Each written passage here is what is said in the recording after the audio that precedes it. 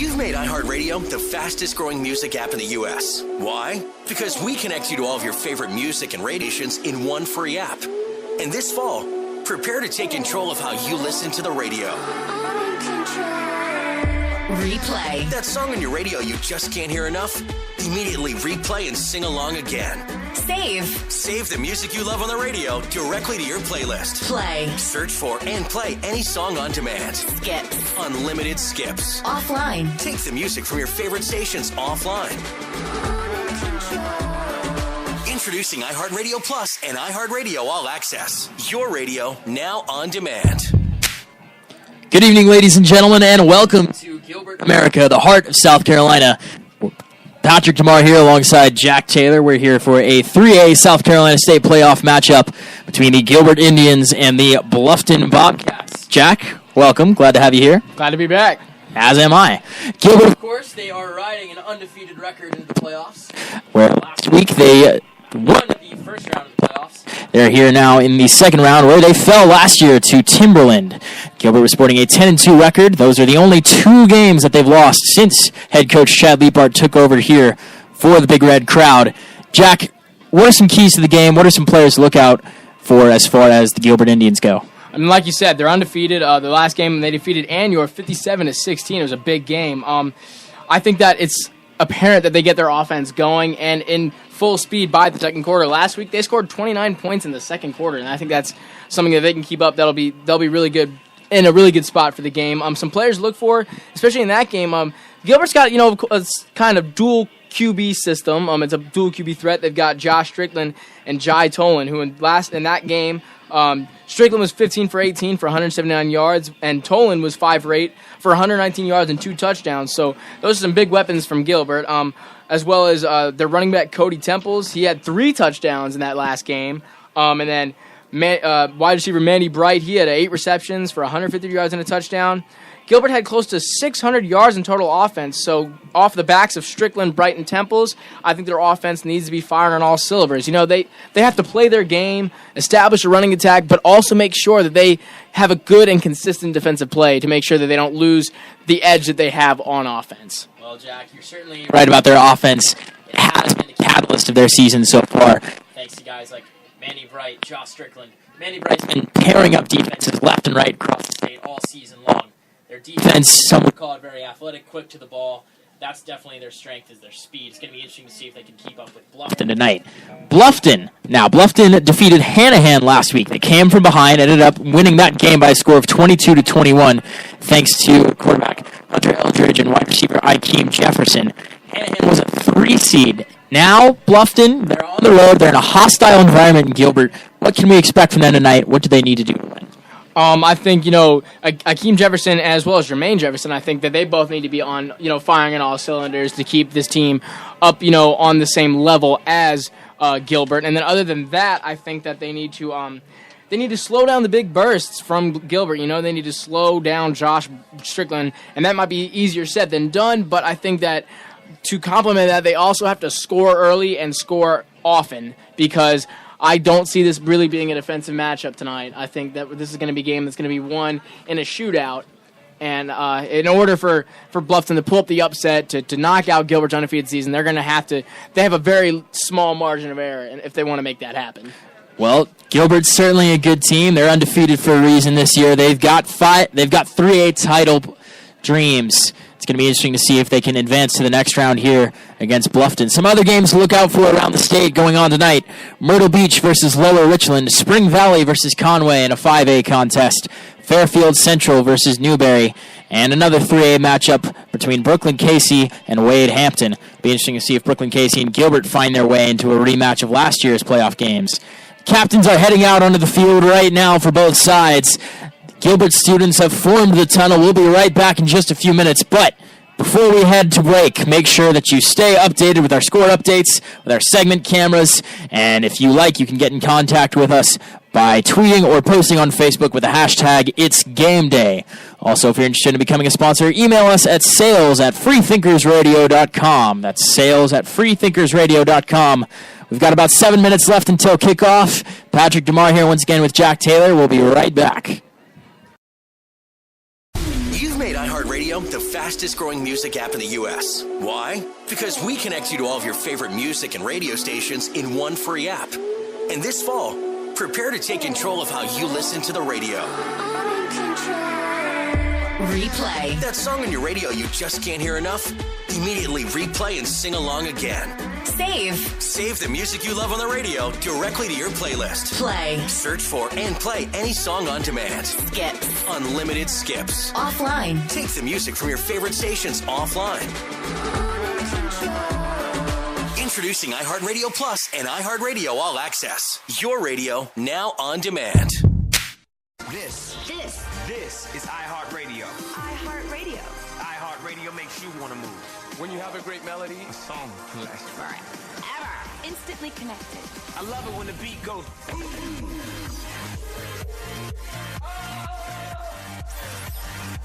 iHeartRadio is the way I get to you. The biggest songs, the biggest artists. All in one place. iHeartRadio. I'll see you there. There's no greater love than this, fam. Than for a man to lay down his life for a friend. And it was a man that did just that. And he did it because he loved us. Let's go. Every day, I'm living unashamed. That royal life, and it's because it came on the earth, just to let us see. Yeah, on that cross he took our sins. He did it cause he loved us. Cause he loved us, yeah, he did it cause he loved us. Cause he loved us, yeah, he did it cause he loved us. Cause he loved us, yeah, he did it cause he loved us. Cause he loved us. But I represent for that royal life and I'm on it. Born again, so I flown it. Blood bought to the old me, it's been thrown away, I don't want it. Cause I'm everything that he made me. Outside of that slavery was sin chains cause of my sins. But he took the debt and he paid me. And that crazy, I was guilty. With the court and should've caught the sale. But the same judge who gave me the sentence to the rap for me then paid the bail. He's so good and I'm no good. Yet he still died in my place to give me new life. So my old life, I forgot about it like MySpace. That boy a problem, they say he crazy. He used to bang out in the hood, but now he different lately. He used to smoke and drink it all, but then he up and changed. Used to be scared to mention Jesus, now he unashamed. But I put my lifestyle on that front line so they can watch me like it's lifetime. Preach Christ with that dark beat so they can beat the way that his light shine. Cause a lot of people don't know Christ, they don't know who they Lord is. So I made sure to dedicate my life to tell them what they Lord did. Every day, I'm living unashamed. That royal life, and it's because it came on the earth, just to let us see. Yeah, on that cross he took our sins. He did it cause he loved us. Cause he loved us, yeah, he did it cause he loved us. Cause he loved us, yeah, he did it cause he loved us. Cause he loved us, yeah, he did it cause he loved us. Cause he loved us. Okay, so I'm holding on to his word, holding on to his promise, and I walk around in that battle, cause I wasn't born to be honest. It's that Holy Spirit inside of me, burning up with that Holy Ghost, and the Holy Scriptures is what I need. So every day I'm gon' overdose like, let me take this hit, but I don't mean chronic. And let me get drunk up off of the spirit, but I don't mean tonic.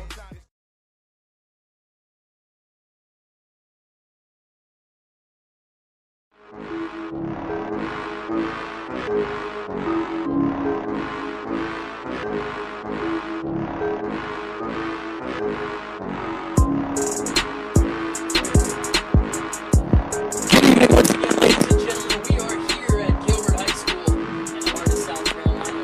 Jack Taylor, right alongside me, and I am Patrick Bluffton Bobcats. Teams are out on the field. The fans are going to start flooding the student section. And the parents here on the Gilbert side, they are doing the tomahawk chop. Jack, this is going to be an intense environment today. These Gilbert fans love There's no greater love than pride and joy. Friday nights is when the town slows down. What do you think so far? Yeah, I'm seeing that's why they call it Gilbert America. They definitely seem to think it seems to be the center of everything that's going on right now in the town. We were coming up here, we didn't really see anything else going on other than everyone getting ready for tonight's playoff game. So I think it's going to be a very intense environment, especially if Gilbert's able to get off to a hot start, because there's not a whole lot of fans here for the opposition. And if the game starts to go Gilbert's way, I think that the fans are going to help that keep going on as the night progresses. Jack, as you were as you were talking, providing us with that little insight, saw a very interesting thing coming from the Bluffton side. After the team ran out onto the field, they all linked arms and in one single file walked towards their sideline.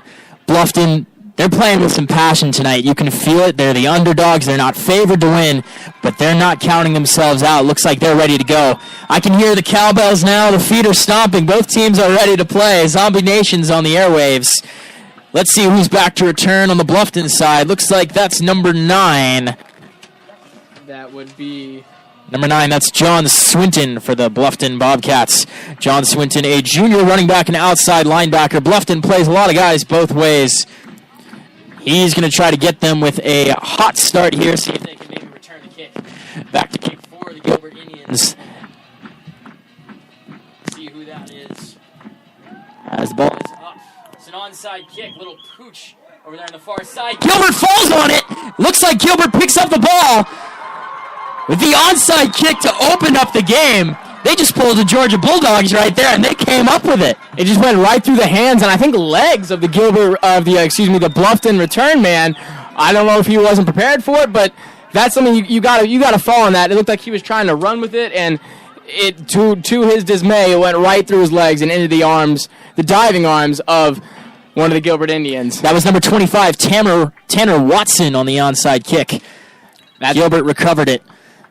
Gilbert now starting off, first down and 10 on the Bluffton 37-yard line. Not the start that you wanted for the Bobcats. As number 15, Josh Strickland, takes the snap, rolls to his right, passes to the far side. Manny Bright, who catches that pass despite the coverage by number 8, Richard Jenkins. It's a nice gain there for Gilbert, gain of about 8 yards. As they are going left to right here on the field. Ball spotted at the 28-yard line, second down and 1.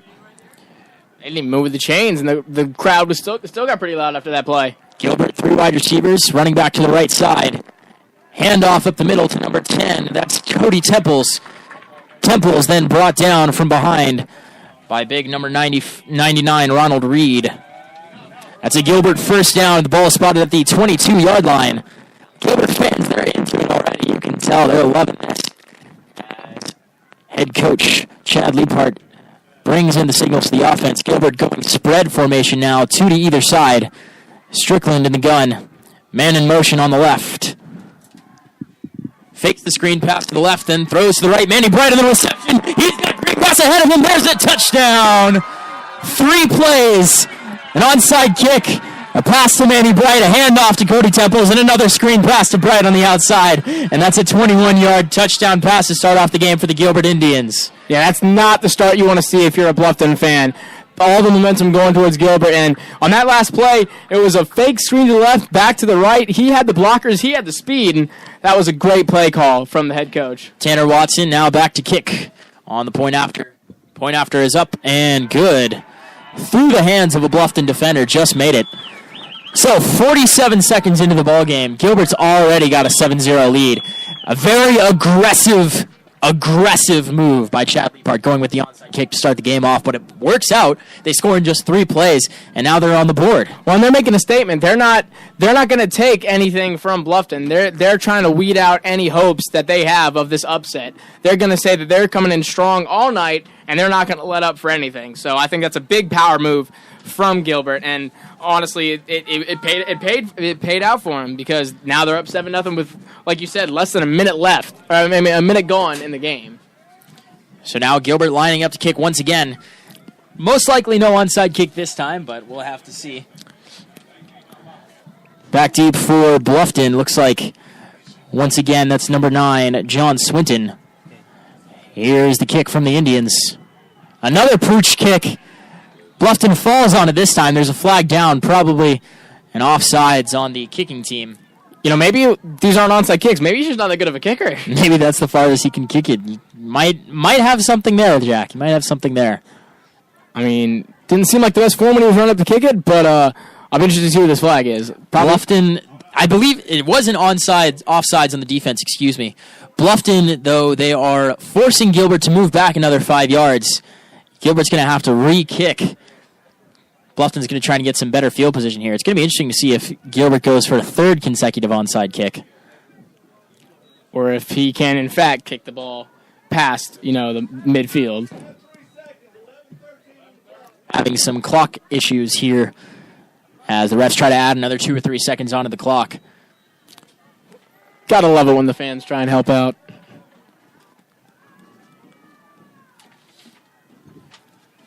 All right, looks like we're set to go finally.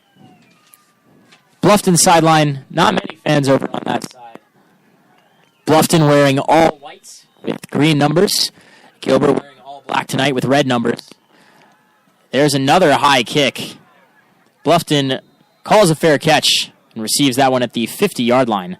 They will have a first down and 10 from there as they'll try to match Gilbert's touchdown. So 3 kicks, all by Gilbert, straight up in the air. I just can't tell. I mean, that one, it looked like he had scooped it with the toe of his foot and kicked it just straight up in the air. I can't tell if he's just that bad of a kicker or if this is, play calling.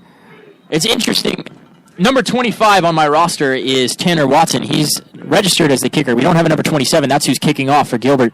There's a handoff to number 21, Josh Staple, on the right side for Bluffton. Picks up about 8 yards and is brought down by big number 52. That's Willie Brown. 52 is Torrey Williams on the Gilbert side. Gilbert, an athletic defense. Their offense is the heart and soul of the team, but the defense is no slouch either. There's a handoff to the left side to Jefferson. Jefferson makes a man miss, cuts back to the right side, dodges another Indian, fumbles the ball. There's a scramble for the ball. I think Gilbert may have it. Looks like Gilbert has it. Gilbert does indeed. He was running with the ball outside. He wasn't covering when he was running, and one of the Gilbert defenders came from behind and just stripped it right out. That's number 42, Matt Hall, on the ball for Gilbert. And you hate to see that because that was a great play that Jefferson was developing, running all the way to the other side of the field. It looked like he had room to run, and I guess just was not coming up the ball well enough, and they were able to just pull it right out. So Bluffton has what looks like a nice offensive drive going. 2 huge running plays, and then there's a fumble, and Gilbert's got it back, and the tomahawk chomp is going once again from the PA system. I gotta say, though, that was the building was shaking as their defense was up, as the entire fans on these sides were chanting defense and stopping on the ground. First and 10 from the 23-yard line. Pitch out to Temples. Cuts back up the middle and is brought down by number 2, Jalen Thompson by Bluffton. That's a gain of about 4 yards. Second down and 6 now for the Indians. Gilbert has 2 tight ends on the field. Both lined up on the left side. Manny Bright on the near sideline, split out wide. Man in the slot and an H-back. Fake the handoff to Temples. And throws over the middle. That's number 11, Gage Cease on the reception on the PA Reed play. Picks it up, hit pretty hard, and is a little shaken up there by the looks of it. It's up. Ball spotted at the 37-yard line. That's a first down for the Indians. They are moving the chains. One tight end out on the left side. As handoff to Temples up the middle. Temples makes a move and is brought down by Ronald Reed. Now he lost the ball. Now he fumbles. Bluffton has it. This is another scramble. This is going to be interesting. A lot of ball insecurity so far. Looks like it popped out right as he was falling to the ground. Not sure if he was down before he fumbled. From the referees. I think they ruled him down there. So Gilbert's going to retain possession, but a close call there. It's a bit of a late fumble. I'm not sure. Gain of 3 yards on the play. It'll be second down and 7 for Gilbert. Strickland hands off to Temples up the middle. Temples on a nice gain right up the middle, brought down once again by Reed. Ball spotted at the 48-yard line. That's going to move the chains forward once again for Gilbert. That's another first down. As the crowd echoes that fact. Gilbert getting the play call in from Chad Leapart. Manny Bright moving split out wide on the far side. Gilbert's got 2 wide receivers to the right and an H-back. Temples in the backfield as Temples takes the handoff off tackle and picks up about 4 yards after getting past Ronald Reed. Reed has been in the backfield. He's been making some plays for Bluffton. He's seemingly, by the looks of it, right now, he might be one of their better defensive players. He's a fast end. Gets in the backfield almost every time, and he almost had the tackle right there. Just couldn't quite get a hold of Temples. Temples was a little too quick for him. Gilbert's got a man out wide on either side and a man in the slot. Temples on the left. As Strickland fakes the pass and hands off to Temples, who gets upended. Feet just were way above his head there. As once again, that's Ronald Reed on the tackle. That's 4 tackles so far, if my math is correct. And then I think number 56 had the other part of that up and then to help him out. Number 56, that's Chandler Caton. Yeah, he seemed to be in helping out with that tackle. Gilbert picks up another first down. They lead 7-0 with 8:16 left in the ball game. First down and 10, ball on the 41 of Bluffton. I mean, we do have like 3 more quarters, but it might not be a ball game by then. Takes the snap, and there's a flag down on the play. As number 93, Jay-Sean Jenkins, was seeing red there. He wanted the quarterback.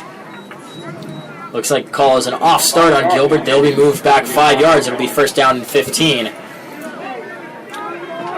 And maybe that'll help to slow down some of the momentum Gilbert has built up in the very short time this game has transpired. Well, I think if you're Bluffton, you can only hope so. I think for Bluffton, they just got to make sure that they don't give Gilbert any extra chances, like as much as they already have. Gilbert with 2 tight ends lined up to the right side and what seems to be an offset formation. Strickland takes the snap, rolls out wide to the left, passes to Bright on the far side. Pass is complete as Gilbert hauls it in just in bounds. That's a gain of about 8 yards. Ball spotted at the 38-yard line. Fans do not seem happy with the ref for some reason. Something happened before that last play. I didn't catch what it was. Gilbert making some substitutions, have another wide receiver coming on. Ball spotted at the 37-yard line, second down and about 6. Indians in a spread formation. Pulls lined up to the right of quarterback Josh Strickland. Man in motion. From left to right. Strickland takes the snap, rolls out right. Finds a man over the middle. That's number 88. Peyton Loper on the reception as he picks up a first down and is hit hard by Jalen Thompson. Ball spotted at the 30-yard line with 7:46 left to play. Once again, Gilbert leading 7-0 to start off this game. Strickland hands off to Temples up the middle. Temples brought down from behind by Reed. Bluffton's got to do something. They just cannot find any answers on defense, and Gilbert's just driving down the field, having no problem getting now almost into the red zone of Bluffton. Ball spotted at the 25-yard line. Gilbert moving very quickly. They are not letting up, not slowing down whatsoever. As there's a fake handoff to Temples. Screen pass out to Bright on the far side. Bright tries to make a move, make a man miss, as Reed comes over and makes the tackle. That was about the same play that scored the first touchdown, around the same field position, but Bluffton had it covered that time. Bluffton making some adjustments. Nice to see. However, Gilbert does pick up a first down. Ball spotted at the 20-yard line this time as Gilbert is in the red zone with 7:04 left to play in the ball game. And very quickly, it could be a 2-score game before the first quarter is even over. Strickland takes the snap, rolls out to the left, and hands off to Temples, who goes up the middle. He's got some room, got one man to beat, loses the ball. Bluffton dives on it. Who else but looks like that is Bluffton ball. At the 1-yard line, Ronald Reed recovered the fumble. As Temples had the end zone, he was within feet of the red zone. He was inches of the end zone. A nice tackle from behind by big number 11 for Bluffton. That's Tristan James, a running back and strong safety. Forced the ball out from behind, and Bluffton's going to get the ball, what seems to be at their own goal line, with 6:41 left to play in the first quarter. That was about the best case scenario you could picture for Bluffton. Obviously, they would rather not even be in the scenario, but they bent and they didn't break. Now they got to get out of their own end zone. Bluffton with 3 men in the backfield. Handoff up the middle to number 21, Josh Staple, picks up about 4 yards. And fights for another couple of yards. Looks like the ball will be spotted at the 6 or 7 yard line. Fans on the home side chanting for the defense and trying to get a safety, but Bluffton's going to do everything they can to make sure that doesn't happen. Gilbert fans are certainly into the ball game. You can say that again. Bluffton in a full house formation. Hunter Eldridge is the quarterback in the shotgun. Takes a snap, hands off up the middle to Staple.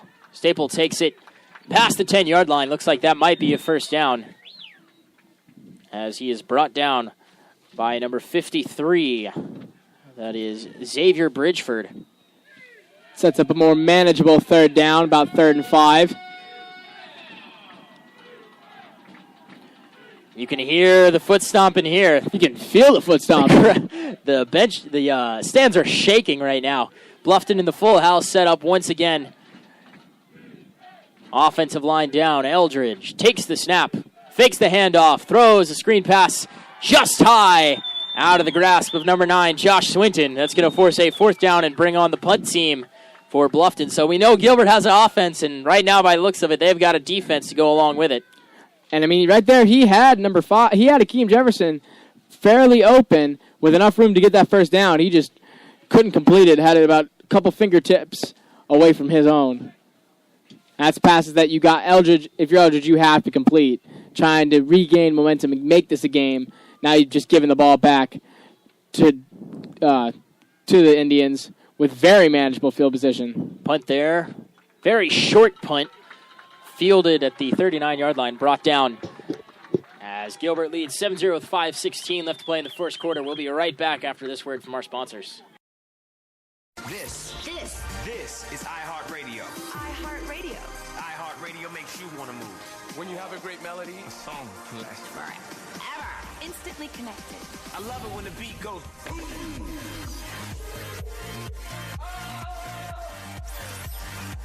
iHeartRadio is the way I get to you. The biggest song, the biggest artist. All in one place. iHeartRadio.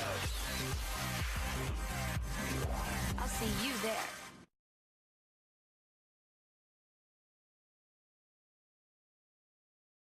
You've made iHeartRadio the fastest growing music app in the U.S. Why? Because we connect you to all of your favorite music and radio stations in one free app. And this fall, prepare to take control of how you listen to the radio. Replay. That song on your radio you just can't hear enough? Immediately replay and sing along again.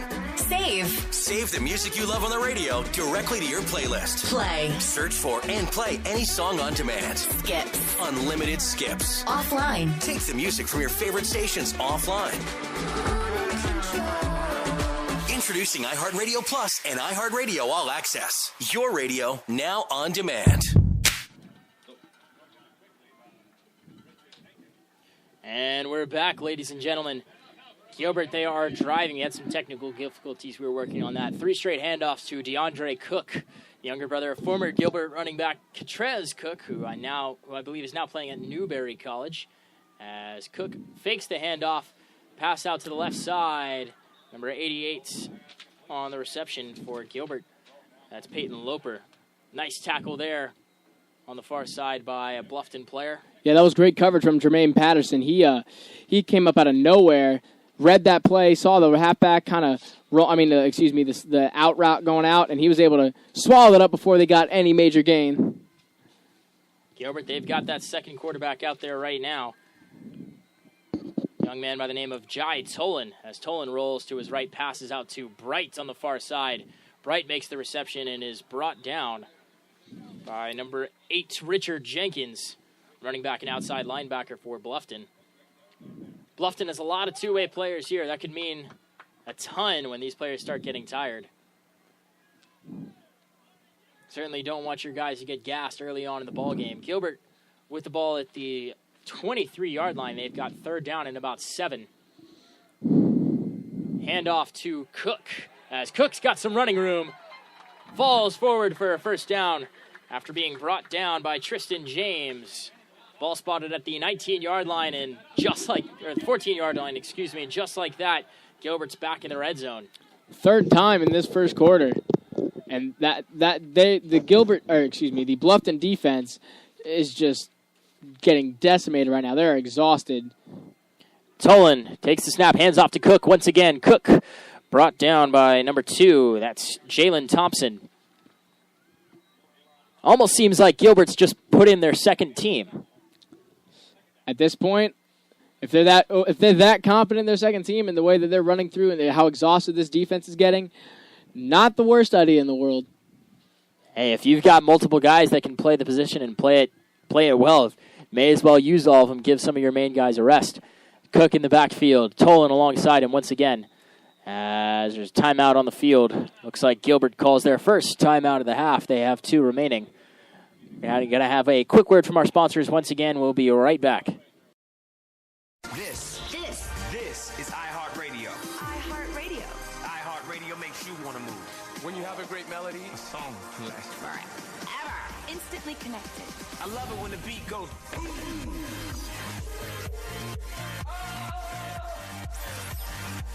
iHeartRadio is the way I get to you. The biggest songs, the biggest artists. All in one place. iHeartRadio. I'll see you there.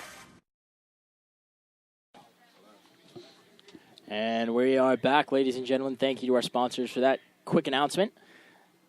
Gilbert moving the ball very effectively. They're confident. They're despite that one turnover. Well, really, besides that one turnover, they're in complete control of this ball game right now, Jack. Yeah, but the only and I guess if you're looking for the silver lining, at least for Bluffton, they've been in the red zone, like I said, 3 times, and so far they've only put up 7 points, or they've only let up 7 points. So we'll see what happens this drive, but not too terrible for this team. Tolan takes the snap, fires in the direction of Bright on a slant route. Pat was drastically underthrown, however. That will bring up a 4th down. And again, almost picked off. Number 13 was diving for it, outstretched hands. That's number 13, Jermaine Patterson, senior wide receiver and safety.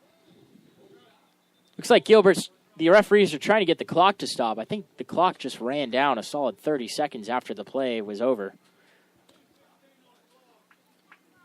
Yeah, it was supposed to be 2:16 on the clock. Right now there was a minute 58, so bit of some technical issues, but it seems like they figured it out. Very cold night here in Gilbert, South Carolina. All the fans bundled up. Even see some students wearing what seems to be pajamas in the stands. Well, the beginning of the game, the flags are ran out by, I think, a girl in a unicorn onesie, a boy in a tiger onesie, and then a girl in a some other onesie. So must be pajama night, or else people are just that cold down here in Gilbert. Gilbert with trips to the left side. Manny Bright out on the far side to the right. Cook to the left as Tolan takes a snap, rolls out to the left, evades pressure, fires into the end zone. Touchdown, Gilbert. That's number 88, Peyton Loper on the touchdown reception as Gilbert goes for it on 4th down, and it pays off.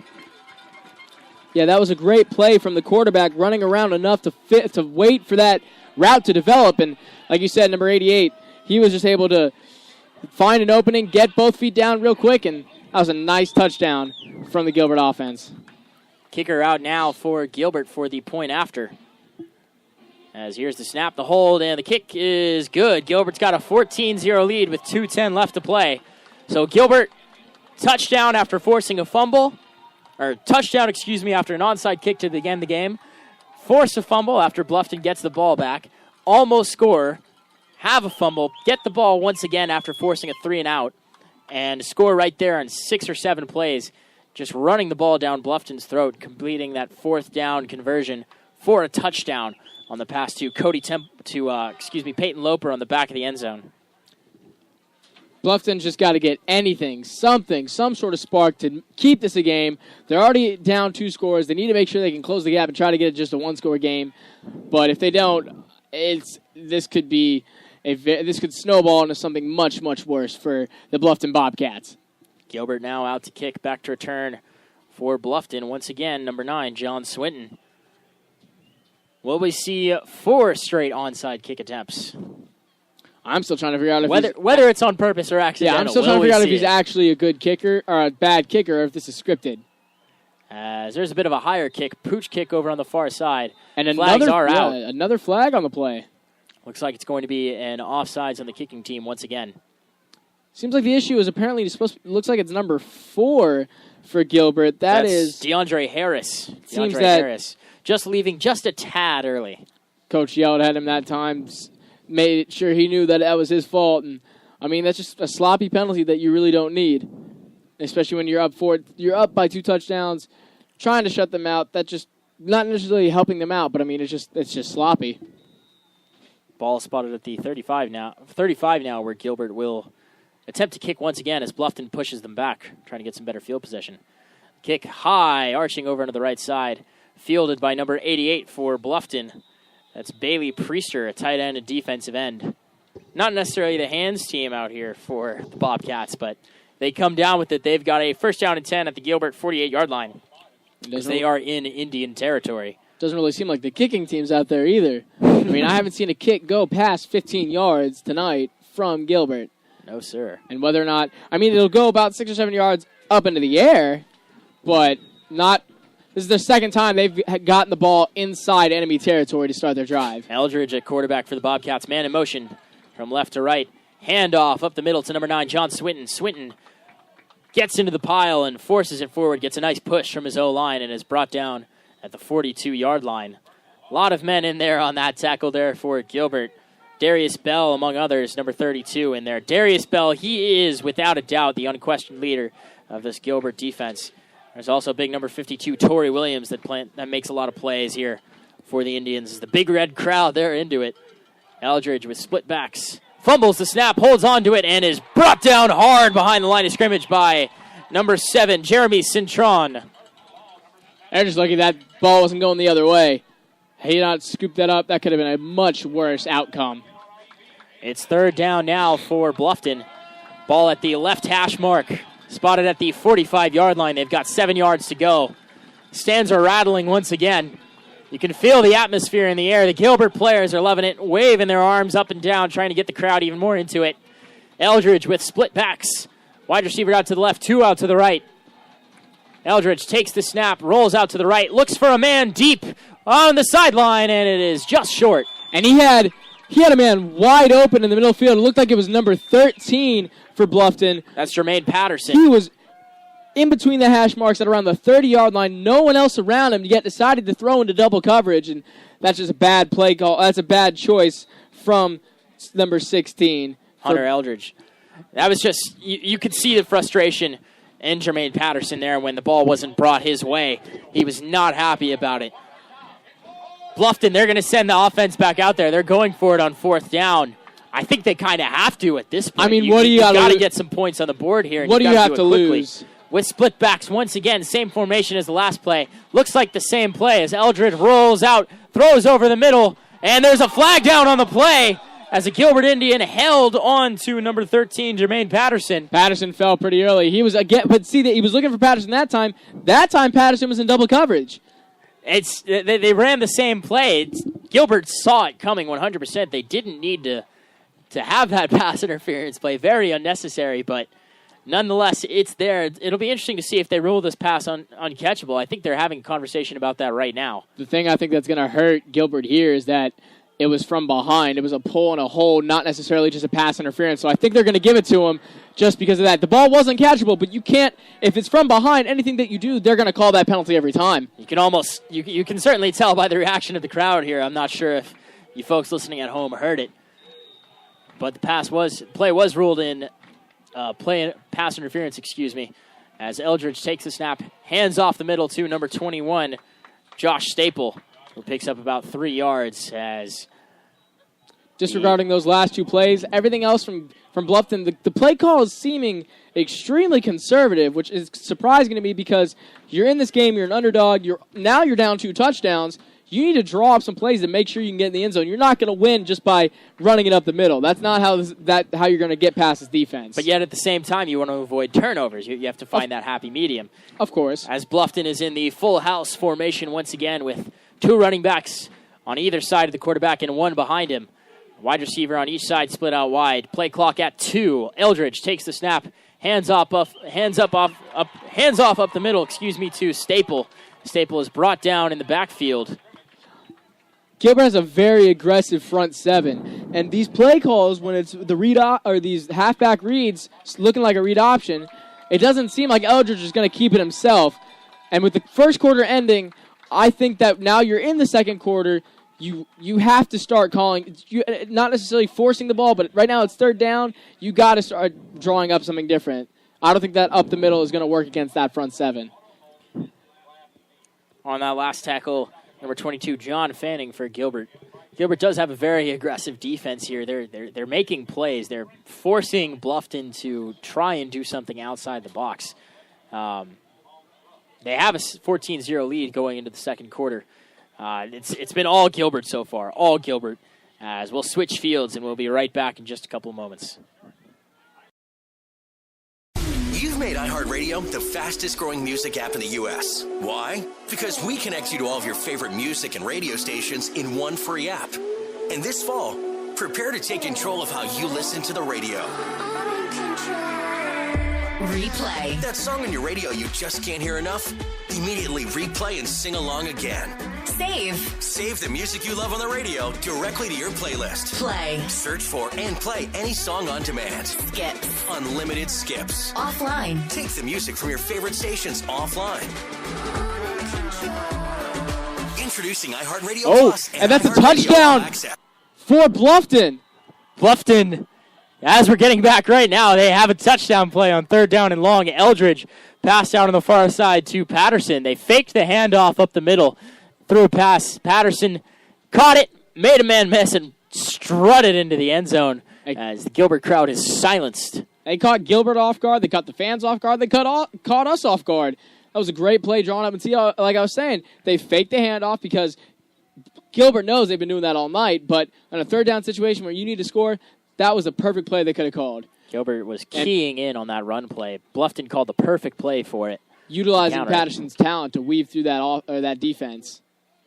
Bluffton getting a man sprinting onto the field last second, trying to beat this play clock to get the point after up in time.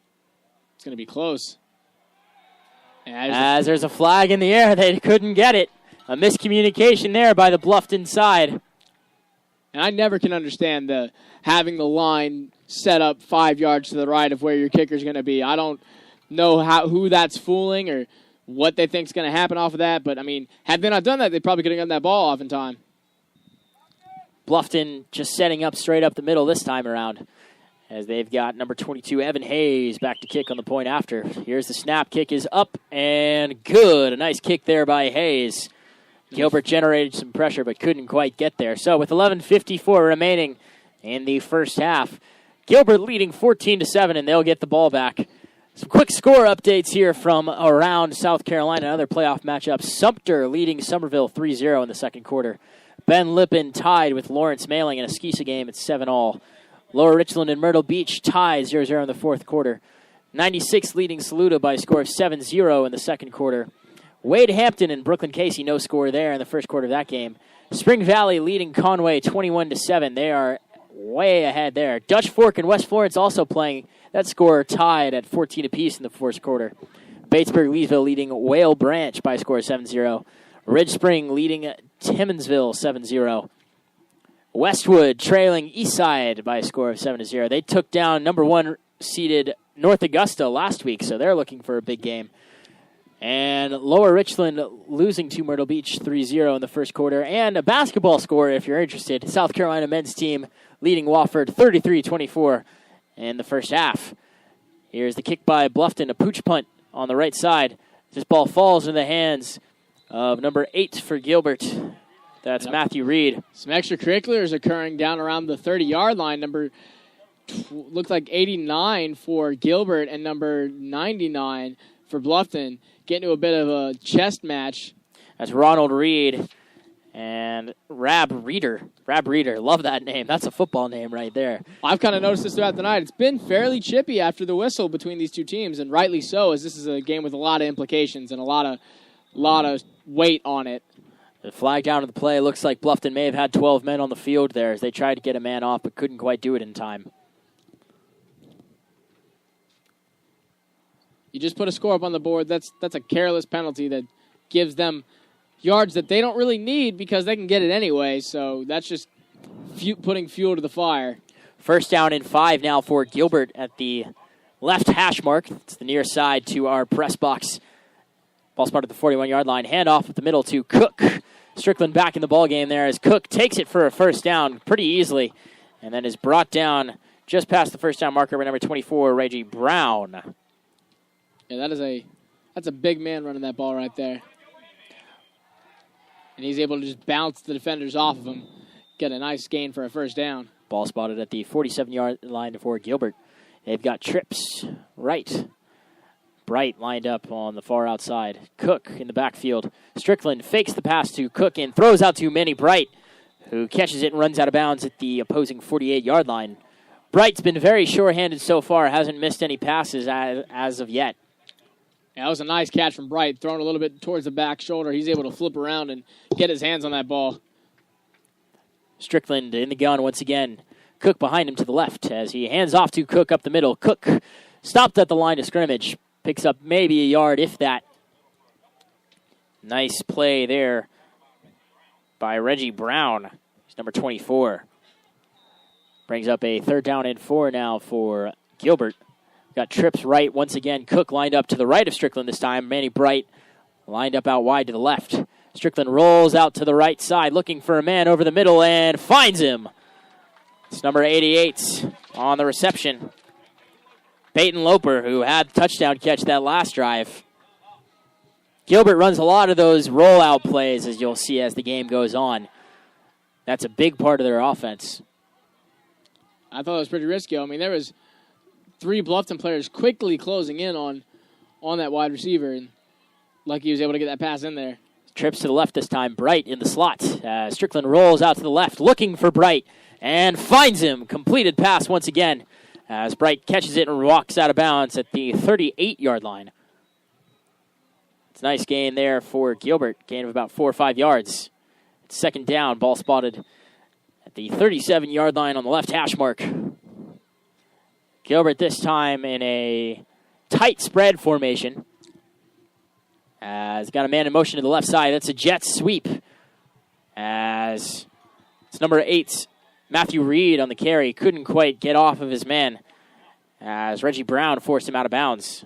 Loss of yardage on the play. That will bring up a 3rd down. I think it's the first time we've seen them lose yards today. You know, you might be right about that, Jack. Ball spotted at the 38, so it's not a big loss, only a loss of 1 yard, but anything will help you if you're Bluffton, as this brings up a crucial 3rd down for the Bobcat defense. Need this stop right here. Definitely need this stop. Strickland rolls out to the right, finds Cook on a screen pass. He's got a lot of running room, makes a man miss. Jukes again and is brought down after a gain of about 20 yards by number 13, Jermaine Patterson. So Gilbert using that rollout play over to the far right side and then faked it and then brought it back to the other side for a screen pass. I'll tell you what, though. I saw about 4 Gilbert receivers that could have gotten that first down. The coverage was very lackadaisical on that play. Trips right once again as Gilbert hands off up the middle to Cook, who is stuffed at the line by number 24, Reggie Brown. So Brown and Ronald Reed making most of the plays for the Bluffton defense so far. As there's a gain of 1 yard there for Gilbert. 2nd down and 9 now from the 22-yard line. Bright lining up out in the slot to the right. Cook at the H-back, Strickland in the gun. Handoff to Bright on the jet sweep. Nope, Strickland fakes it. Steps up in the pocket, finds Bright on the right side. Bright makes a man miss. Dives forward, gained a couple extra yardage. As a tough play there for Gilbert, but they made it work. Strickland making some nice footwork moves there in the pocket to avoid the pressure. Getting it out to Bright on the far side. Yeah, that was almost a big sack from Bluffton, and then they were able to make a man miss after the catch and get a couple more yards after catch. 2 tight ends there on the field for Gilbert as there's a toss play out to Cook. Cook lowers his shoulder and is brought down eventually by number 11, Tristan James. I don't think he got enough. Oh, no, excuse me, he did. Yep, that's going to be enough to move the chains once again. There's another first down for Gilbert with 9:05 left to play in the second quarter. Gilbert leading 14-7 after a couple of touchdown passes from Josh Strickland. 1-2 Hunter Reed and 1-2 Manny Bright and 1-2 Peyton Loper. Now in the game for Gilbert, number 10, Cody Temples. As there's a handoff to Temples up the middle, takes it and picks up some nice yardage there. Gains about 14 yards.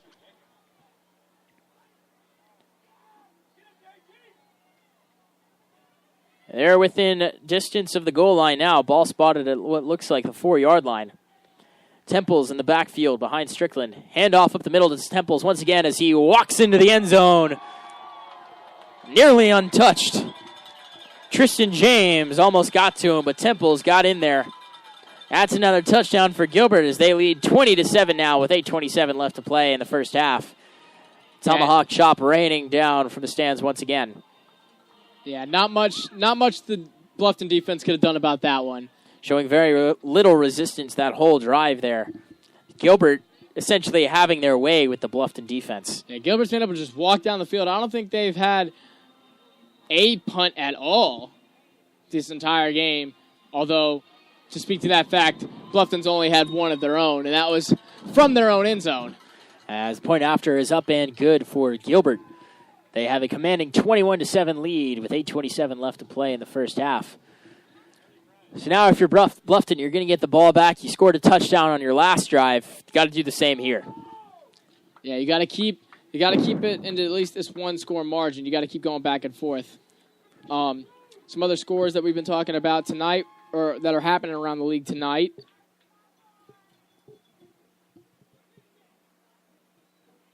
Having some technical issues real quick. Got to figure this out.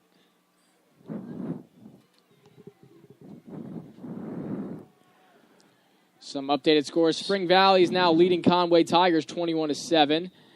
We have Some little basketball score there. Yeah, baseball score there. the Sumter Fighting Gamecocks are leading Somerville Green Wave 3-2 in the second quarter. As Gilbert kicks off, ball fielded by number 8, Richard Jenkins, takes a hard hit. Wow. And there's a flag down as well. Not sure what that's about. Could be a personal foul or maybe unsportsmanlike conduct after the whistle. Maybe even a head-to-head or a targeting. Could be. That was a huge hit there on Jenkins. Couldn't tell from here who dished out the hit, but fans are not happy with that flag.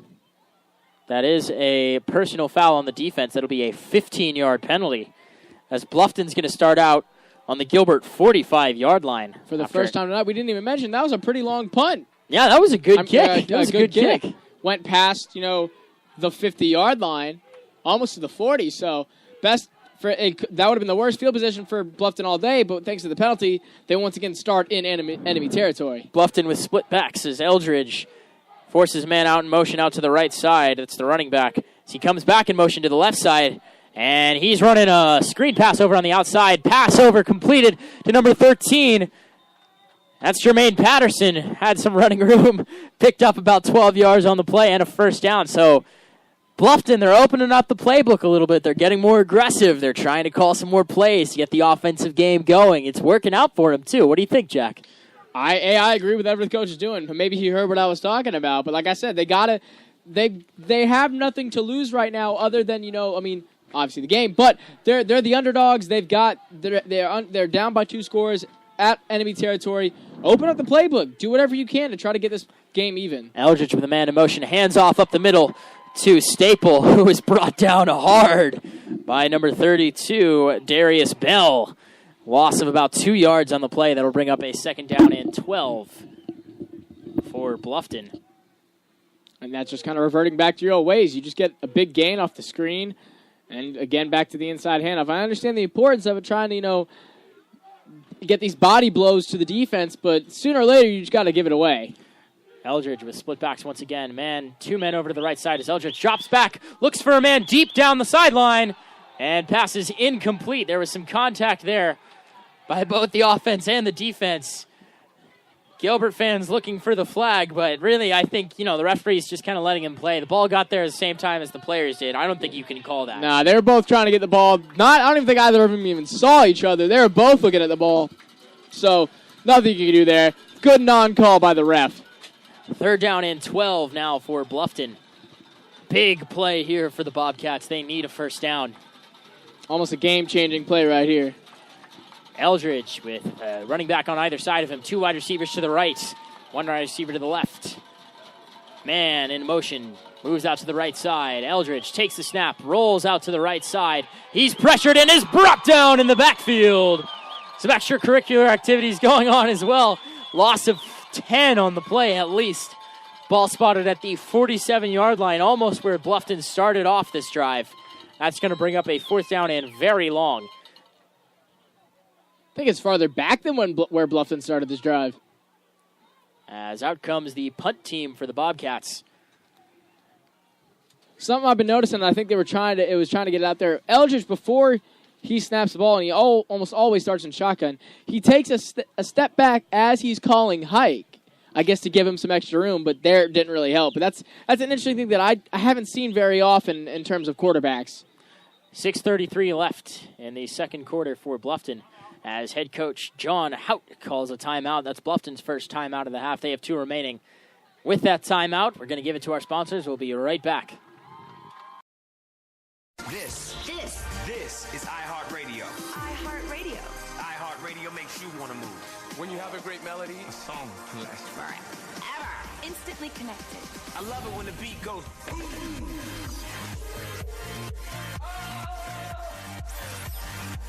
iHeartRadio is the way I get to you. The biggest songs, the biggest artists. All in one place. iHeartRadio.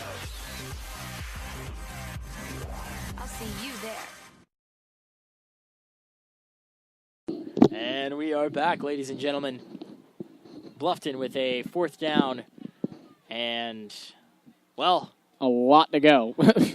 4th down and what looks like a 22 as they've got the punt team out there. Manny Bright back to return for the Indians. That was a drive that the Bobcats needed. It's gonna hurt them that they couldn't come away with some sort of points that drive. Now they're just looking to possibly, as there's a flag down on the play. Just as I was about to say, they're looking to pin Gilbert deep in their own territory. There's a false start. Bluffton certainly rattled by this Gilbert crowd here, who's out in full force tonight. There's just a sea of black and red in front of me. I don't think I see an open spot anywhere right now. This entire town supporting their team. They've been doing it all season as the Indians have had a crazy start. They're still undefeated. They're 12-0 right now, looking to continue their undefeated stretch as Bluffton punter is lined up and takes the snap and kicks it high down deep to the right side as Bright fields it, calls fair catch at the 15-yard line where Gilbert will have first down to 10. So a pretty nice punt there by Bluffton as Gilbert's having to start within their own 25-yard line. That's what you want to see if you're a Bobcat fan. I think it's the worst field position they've had all night. And maybe get a chance to get a big play on defense, something to turn the tides tonight because their offense had a good drive, wasn't able to complete it or wasn't able to finish, so they need some help from their defense right now. Really the only misstep by Gilbert thus far is that fumble down within the red zone at the 1-yard line, in fact. And maybe the Gilbert gets the last man on the field. Man in motion from right to left. As looks like there's an official whistle going on there. I think there's a timeout maybe on the Bluffton sideline. Pretty interesting to see, given that Gilbert just barely got their 11th man on the field. Looked like they were in a state of confusion. I'm not sure if you call a timeout there if you're the Wild Bobcats, excuse me. And now they only have one left with 6.5 minutes left in the first half. Yeah, that's an interesting timeout choice. But all in all, like you were saying, Gilbert has not made that many mistakes. I mean, they're playing the way they need to, and I mean, I think if they keep up this momentum and keep it going, that this game is theirs to take. Certainly, they just need to get a couple more scores, maybe get one here, and then if they trade scores from here on out, that's pretty much their game. Some other scores from around the Midlands. Let's take a look. Wade Hampton and Brooklyn Casey still tied at 0. Fairfield Central leading Newberry 8-7 in the first quarter. Myrtle Beach leading Lower Richmond 17-0. Batesburg Leesville leading Whale Branch 14-7. Eastside leading Westwood 14-0 in the first quarter. As that's it for our score update from around the state so far, as Strickland is in the backfield. Fakes the jet sweep as Cook takes the handoff and is cut down at the legs. So there's a flag thrown on the play. That flag came flying in. Nice arm there by the ref. Gain of about 5 yards on the play if play stands. We'll have to see what this call is. Could be a holding on Gilbert. Came towards the end of the play.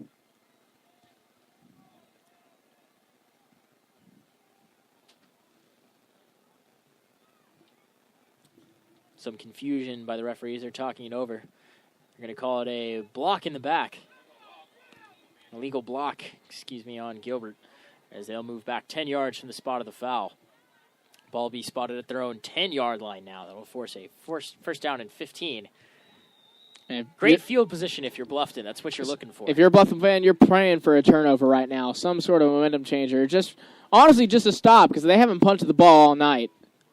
Gilbert lined up in the gun, handoff to Cook up the middle, makes a move to the left side. Bluffton trying to bring him down. Took 3 men to do it. That's a gain of at least 10 yards on the play. Basically got back to where they were before the penalty. DeAndre Cook on the handoff there, sophomore running back for Gilbert. Younger brother, once again, a former running back, Catrez Cook, now playing at the college level as we hit the 5-minute and 42-second mark here in the second quarter. Strickland takes the handoff, rolls out to the right side, looking for a man. Can't find anybody and throws the ball out of bounds very wisely at that. Very smart decision there by Strickland, not forcing the ball anywhere, instead electing to throw it out of bounds. Yeah, that made the executive decision not to, force anything there, because that could have had a much worse outcome than just an incomplete pass. Really, one of the best things for Gilbert, besides Manny Bright, really, almost all of these starters on the offensive side of the ball, they're sophomores and freshmen and juniors. Wow. Josh Strickland, number 15 quarterback, sophomore. Cody Temple, running back, junior. DeAndre Cook, running back, sophomore. Strickland takes the snap once again, rolls out to the right side, looking for a man deep down the sideline. Picked off. No, dropped.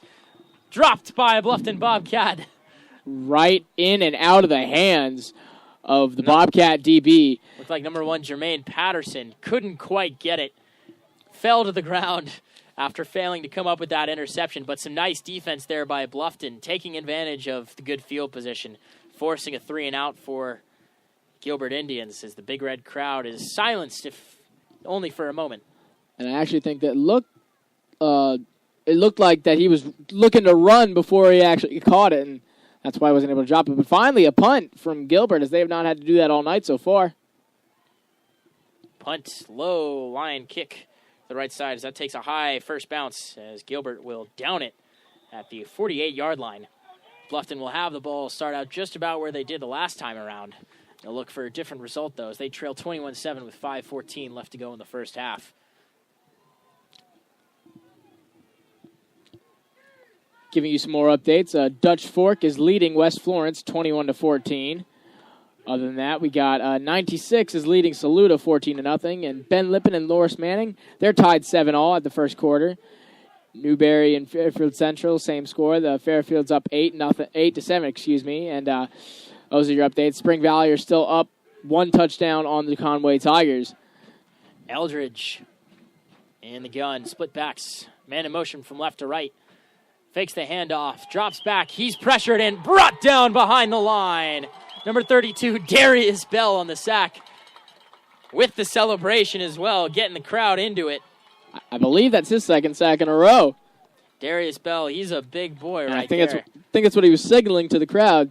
Number 2, that was his second sack of the night. And offensive line's got to get their act together, because there's no way that Bluffton's going to be able to come back tonight if their quarterback's on the ground every play. That was a loss of 8 yards on the previous play. Gilbert sporting 2 huge defensive linemen, and Darius Bell, who is 6'2", and on the other side, Torrey Williams, who's 6'3". Man in motion once again for Eldridge as he takes the snap, looks to the right side.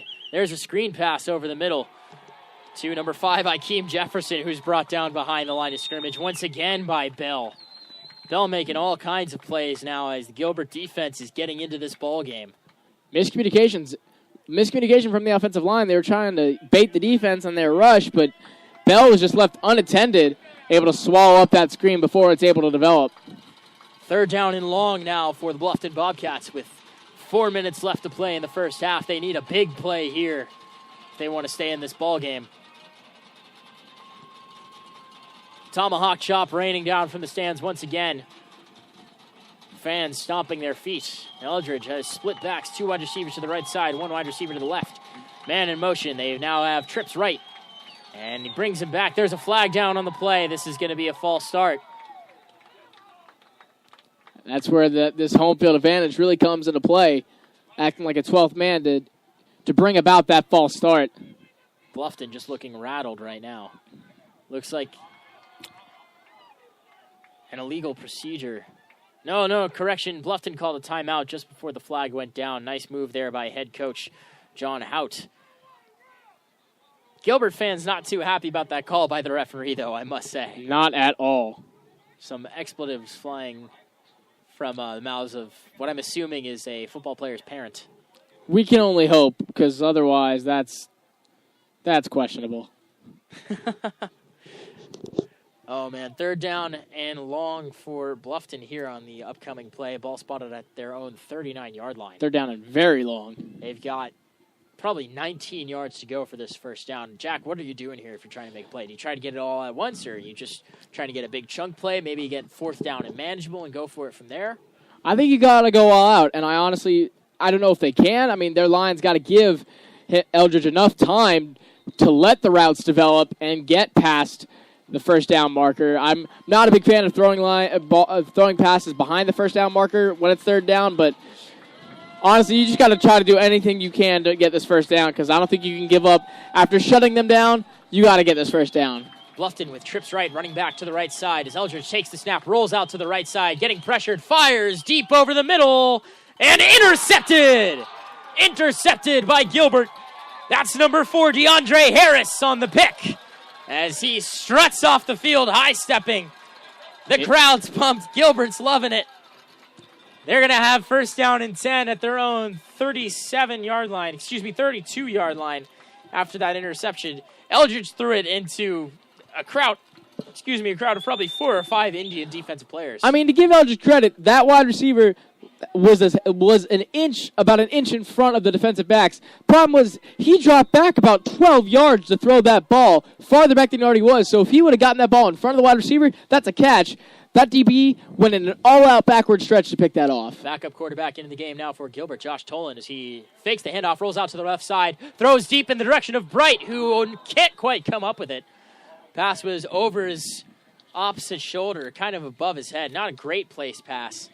Cody Eldridge is lucky he didn't get that pass interference call, because he had some hands on the Gilbert wide receiver, and ref decided not to call it, but that was as close as you could get, and I like the idea from Gilbert. You just got the ball back. Take a deep shot. Try to ice this team before they can get any more momentum. Trips left now for Gilbert. They've got a screen pass out to the left side. As that's number 2, Manny Bright makes a man miss and is eventually brought down by number 14, Cody Eldridge. That was a tasty juke move if I've ever seen one. That defensive back was coming in full speed, ready to take the wide receiver's head off, and he just used all of the momentum from the defensive back against him. Sidestepped out of the way to get a nice gain on that screen pass. Right, baited him and took advantage of it as we're under 3 minutes left to play in the first half. Trips to the right side. Handoff to Cook going left, who hurdles a man. Wow! Hurdles a man and falls at the 45-yard line. I think he hurdled his own team captain. DeAndre Cook with a move. Might have been his own team Look at captain. Parker Smith. He left over. Offensive lineman there for Gilbert, but he still picked up the first down. A hurdle's a hurdle. 2:43 left to play in the first half. Tolan at the quarterback position. Spread formation. DeAndre Cook to the left side. Screen pass out to Bright, who fumbles it. Incomplete pass. It was hit by Eldridge afterwards. Eldridge fired up on the play. That's going to bring up a 2nd down and 10 on the incompletion. They're just lucky that wasn't a backwards pass. Gilbert fans getting into it, stomping their feet in rhythm.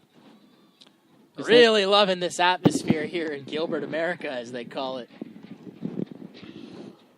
Yeah, that's interesting right there. Trains coming down the tracks, Jack. Gilbert's got trips right. DeAndre Cook lined up to the right as well. Tolan moves to the right, scrambling, throws to the outside. Wow. Completed pass. That was Gage Cease on the catch there for Gilbert.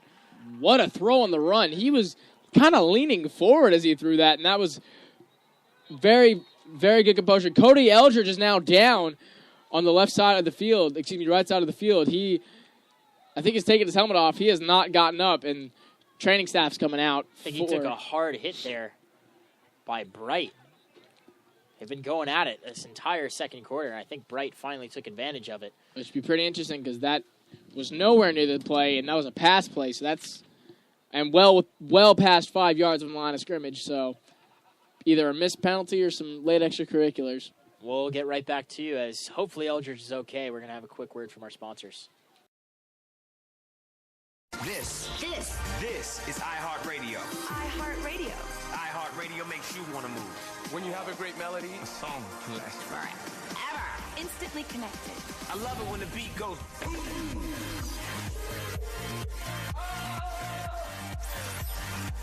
iHeartRadio is the way I get to you.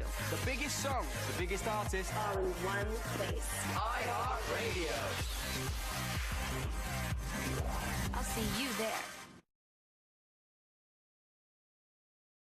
You've made iHeartRadio the fastest growing music app in the U.S. Why? Because we connect you to all of your favorite music and radio stations in one free app. And this fall, prepare to take control of how you listen to the radio.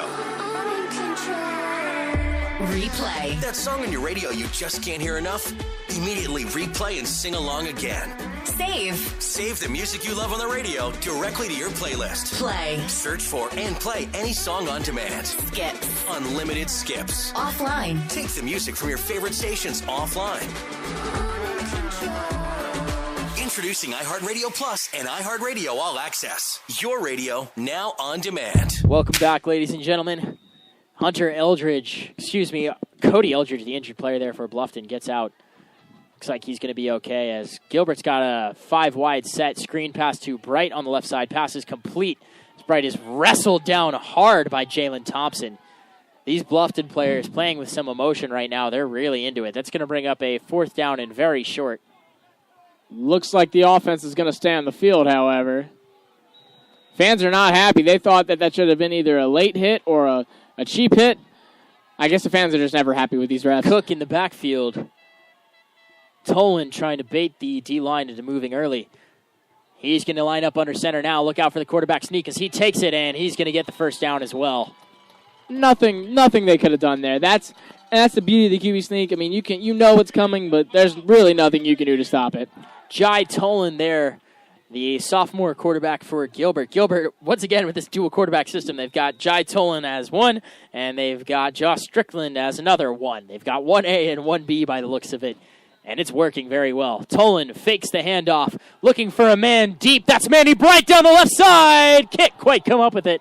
He tried to jump over his man. Akeem Jefferson in coverage there for the Bobcats. Nice move. That's a ball that Tolan's got to place. That DB had that wide receiver had 2 steps to the defensive back, had to back up, cut in front to try to even make an attempt at that ball, and at that catch, that's a pass you got to make because that's almost a game icer with this half coming to an end. 1:15 left to go in the second quarter as Tolan's got 5 wide set. Tight end split out wide to the right. Tolan drops back. Flag down on the play. Looks for a man in the seam, and he's got him. That's going to be almost a touchdown. No, that is a touchdown. As Gilbert found number 4, DeAndre Harris down the right side. There is a flag on the 45-yard line. This could be a false start. We'll have to see if the call stands. They're moving back by the looks of it right now. But that was a much better pass from Tolan. And that was Jackson Grigsby on the catch. And a nice effort to try to get into the end zone. Really nice pass by Tolan. But I think it's all for naught, as it looks like this ball is going to be coming back. Call by the referee is a false start on Gilbert. That's going to push them back 5 yards. Ball will be spotted at their own 49 with 1:06 left to go in the ball game. Excuse me, in the first half. Still got you did that earlier. I've done that a few times. I've noticed it as I'm going on. And I tried to make a joke. You didn't appreciate it. I don't think I caught on to it at first. Because I was like, there's still 3 quarters left to play, but the game might be over at the end of the quarter. But you didn't get it at the time. Gilbert, I was hoping you'd notice. Gilbert getting the play call in from their head coach, Chad Liepard here. Tolan's going to have 5 men out wide again. Manny Bright lined up wide left. Tolan takes the snap, fakes to the right, and looks to the left, finds Bright on the screen pass. He's got a couple of blocks. 1 man to beat to the end zone. Tries to stiff arm and is pushed out of bounds. That was number 11, Tristan James, on the tackle for Bluffton. Caught up with Bright from behind and forced him out of bounds at the 15-yard line. Gilbert's going to have a 1st down and 10 from there with 58 seconds left to go in the first half. Trying to extend this the lead, which is already at 2 touchdowns. And Gilbert gets the ball to start the second half. But I can tell you the first thing they should talk about in the locker room when they get there, if you're Bluffton, make sure that Bright cannot get that screenplay off because it's killer every time. Tolan looks out to the right side, finds a man, and number 8, Jackson Grigsby.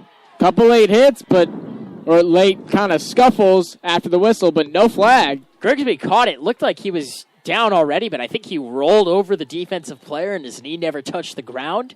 They had to hit him a second time to get him, and when they did, they hit him hard. Gilbert fans didn't appreciate that. Indians still have 3 timeouts left, but they're letting the clock run out.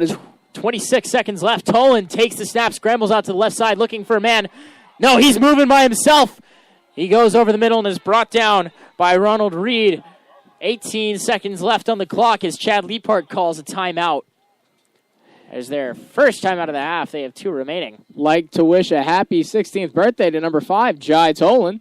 Jai Tolan, Apparently happy birthday to the backup quarterback. 16 years old today. Just saw that on the big board, trying to get a birthday playoff win if he can. Be a nice present to get, I think. Certainly would, Jack. So you got 18 seconds left here, 3rd down and 1 for Gilbert. They had 50 seconds on the clock, and within those 2 plays, just let it all run off. You know, I think, you're in control of the game. I think you're confident that you're going to score either way here.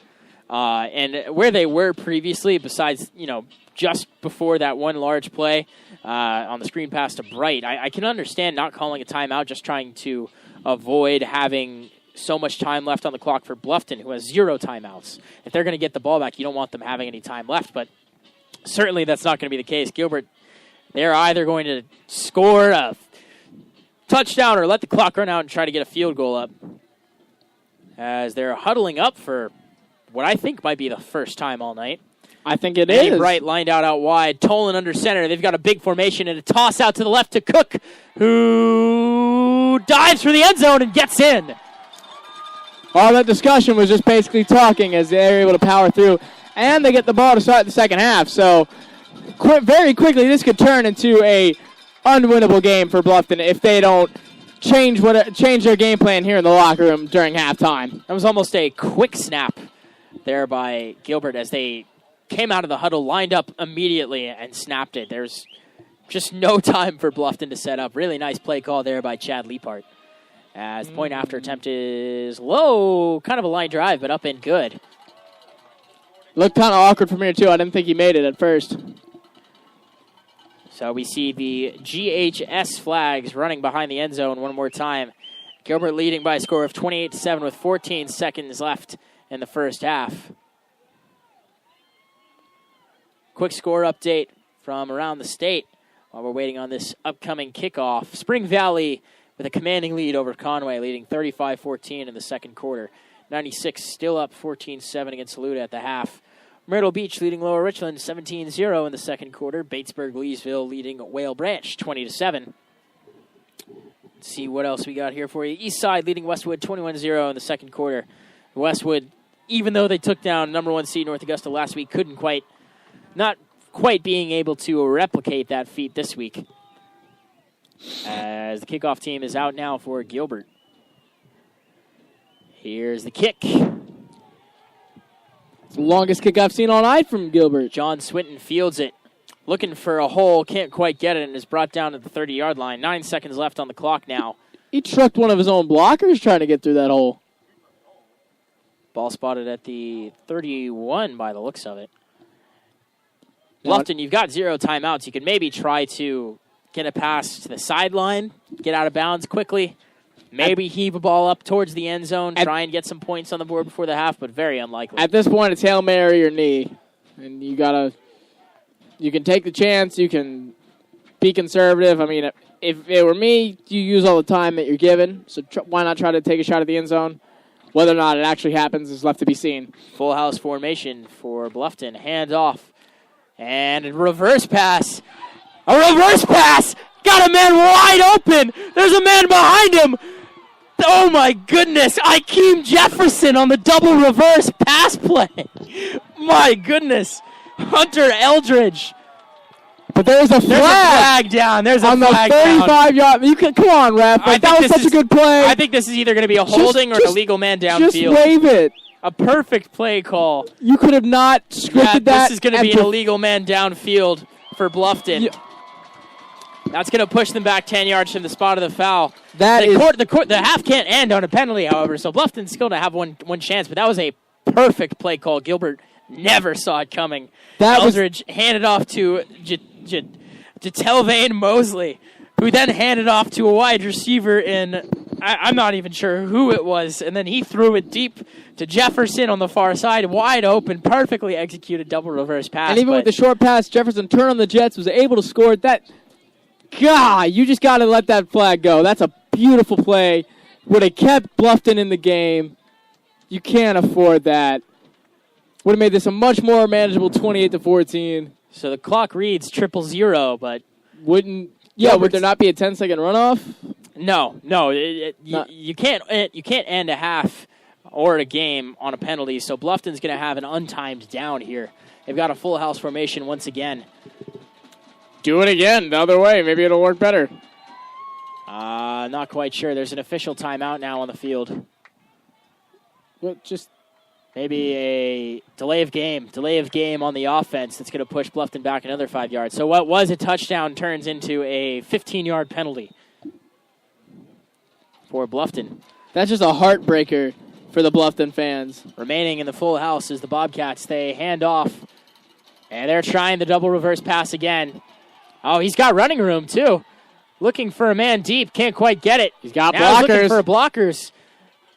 And that was number 13, Jermaine Patterson on the carry. Gain of about 20, 25 yards, but that's nowhere near enough for the end zone. As going into the half, Gilbert's got a 28-7 lead. We're going to let you guys get a halftime break, and we'll be back in the third quarter in about 10, 15 minutes. This is iHeartRadio. iHeartRadio. iHeartRadio makes you want to move. When you have a great melody, A song lasts forever. Instantly connected. I love it when the beat goes boom.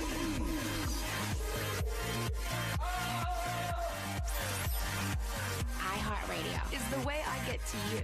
The biggest songs, the biggest artists. All in one place. iHeartRadio. I'll see you there.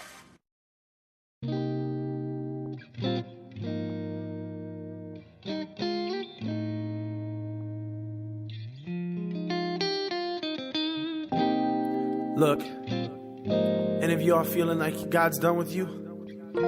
You feel like God's given up? Man, he's just getting started. See, I don't know what it is that you're going through, but I can tell you that he's brought me out. Just when I thought that all hope was gone and that I was done, God told me, man, you're just getting started. Listen. We need to rewind, check on his eye, 'cause we were made for more than we could have imagined.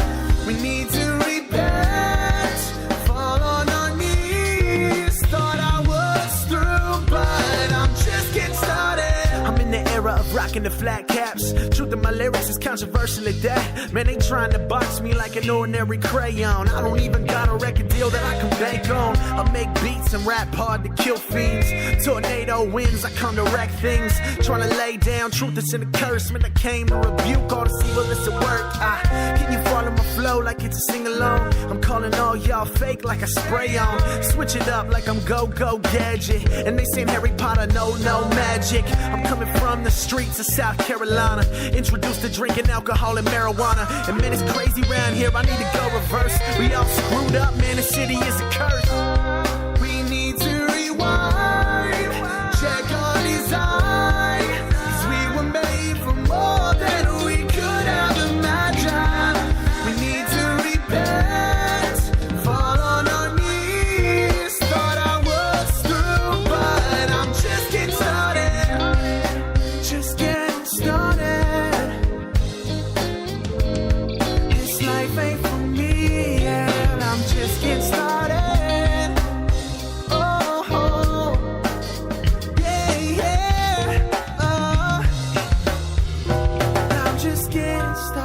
Roll the track back around and I'ma go hard. No Bruce Willis, but I'm trying to die hard. And you can make jokes, call me out if you want. I'm never gonna stop, you can dream it if you want. I'm trying to show you up, but you were too low. Think you're looking real cool riding solo. You think the truth is everything you make it out to be. Well, I am here to tell you that you're wrong completely.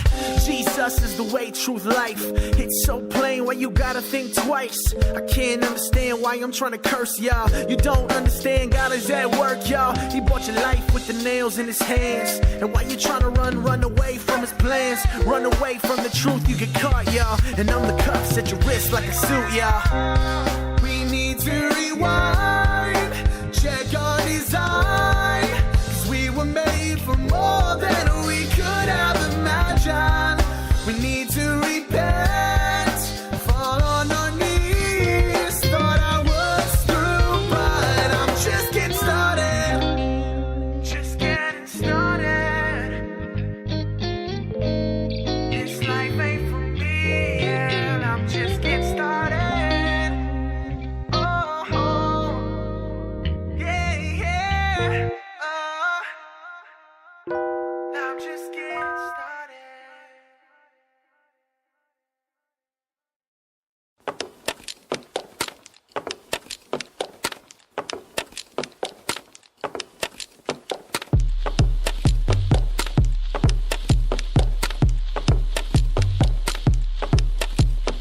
Pump the brakes, stop sign. You saw the sign, now you ace the base. Preacher saw them dollar signs. He on that paper chase, stuffing profits in his pockets. A wolf with a sheep's appearance. And the reason he's making that scratch, is 'cause those ears itch. Pimping out the gospel, a prostitution, a false doctrine. Lies whistle in the wind where we listen if there's a little truth mixed in. Find a pastor that suits you on your TV with a suit and tie. Hitch a ride in his private jet, and you'll be looking stupid fly. Materialism and selfish ambition is a foolish religion. The riches of God's mercy is worth more than your superstition. Tell me, how does a Christian begin to develop discernment and wisdom? First we submit every symbol and sign to the authority of the scriptures.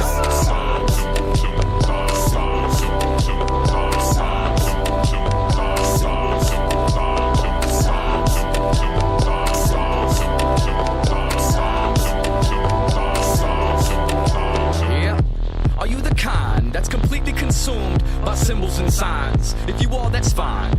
But don't you find it interesting how most of the time your self-interpreting seems to coincide with what's deep inside your heart's desires? Seems rather convenient, doesn't it? I'm not saying that God can't do it, not saying that God won't do it. That might very well be the case. I'm simply making an observation of how much weight you place on it, what seems to be at stake, and how much of your faith is actually banking on it, and how much of your mysticism is mixed with your religious philosophic system. Sometimes what we believe to be true from our supernatural pursuits is actually a fluke, a series of events that's used to distract you from the truth. But I'll give you a sign that's obvious. One of the most supernatural acts is that God, through his word, has actually revealed everything pertaining to life and godliness. There's this idea that an individual is somehow more spiritual if he sees these signs and symbols and takes what's normally invisible and makes it simple. But I say the mark of a mature man is the one who reads God's word and understands and allows that to govern his decisions and his prospective plans.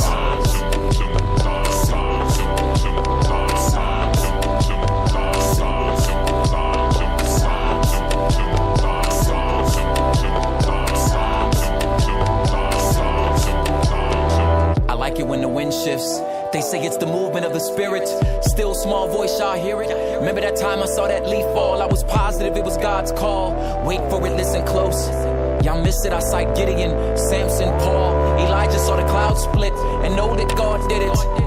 And does it still his presence feels like chills, right? And if I'm honest, it doesn't happen often, something must be wrong. It's boring when my life is more like the book of Ruth than Exodus. I've never seen the parting of an ocean or a cloud by day or pillar by night, just the normal everyday working of life, where things that suck royally is evidence of his royalty. Scratch your temple so deep it's simple. Silly us ignore the plain, we prefer a riddle. Dying to see a miracle while holding God's diary, looking for signs.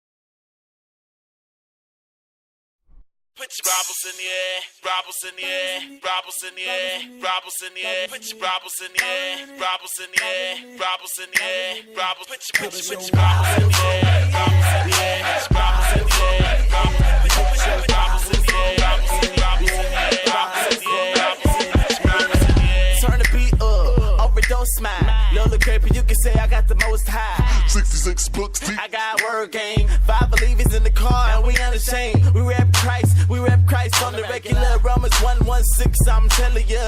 Be slapping like a pimp to his girlfriend. Looking so crazy, but no, we not secular. We go in all the way. 100,000 young folk in the building lifting up the name. You can say I'm all the way, all the way, all the way. Turned up, master to the loud bass. Who said we couldn't have fun? Hitting my dougie, but I represent the sun. Put your Bible in the air if you represent the king, boy. It's right here. Brabbles in the air, brabbles in the air, brabbles in the air, put your brabbles in the air, brabbles in the air, brabbles in the air, brabbles, put your brabbles in the air, brabbles in the air, brabbles in the air, brabbles, put your brabbles in the air, brabbles in the air, brabbles in the air, brabbles in the air, put your Bible in there so I can see why this beat's so cold. Frosted freeze, but it's still overheating and it freeze. Black night, you got me screaming OMG. Yeah, man. The Bible is my idol. Daily flesh massacre, I'm Mr. Suicidal. Bible in my hand like a glove on my go. You may not want it, but I'm telling you it's right. Forget my past like I got amnesia. God got me choked up, man, no breather. I thank God for my Sunday school teacher. Told me, boy, you're gonna be a preacher. That's why I got my Bible. Screaming, Lord, send your revival. I'm going crazy, call me back like Michael. I lose my mind like I got hit by cyclone. Brabbles in the air, brabbles in the air, put your brabbles in the air, brabbles in the air, brabbles in the air, brabbles, put your brabbles in the air, brabbles in the air, brabbles in the air, brabbles, put your brabbles in the air, brabbles in the air, brabbles in the air, brabbles in the air, in the air like an airplane, no crash landing. I live until I fly, man. And you gotta know the word. If you don't, you absurd. And you gotta follow it like Twitter. When you speak the word, it's guaranteed to conquer all. Plus it lifts you up. Seesaw, I got my Bible. Word is in my heart. I can speak it all night long like Lionel. Lamp it to my feet, light it to my path. Gotta soak it all the way in. Sponge bath. It's the only thing that keeps you. And when the devil comes, just tell him to move. Cause we already won and it's already done. But yeah, we gotta grind for the king. For that, we gotta rap Christ all day with our Bible in the air. Put your Bible in the air right now, yeah. Put your Bibles in the air, Bibles in the air, Bibles in the air, Bibles in the air. Put your Bibles in the air, Bibles in the air, Bibles in the air, Bibles. Put your Bibles in the air, Bibles in the air, Bibles in the air, Bibles. Put your Bibles in the air, Bibles in the air, Bibles in the air, Bibles in the air, Bibles in the air.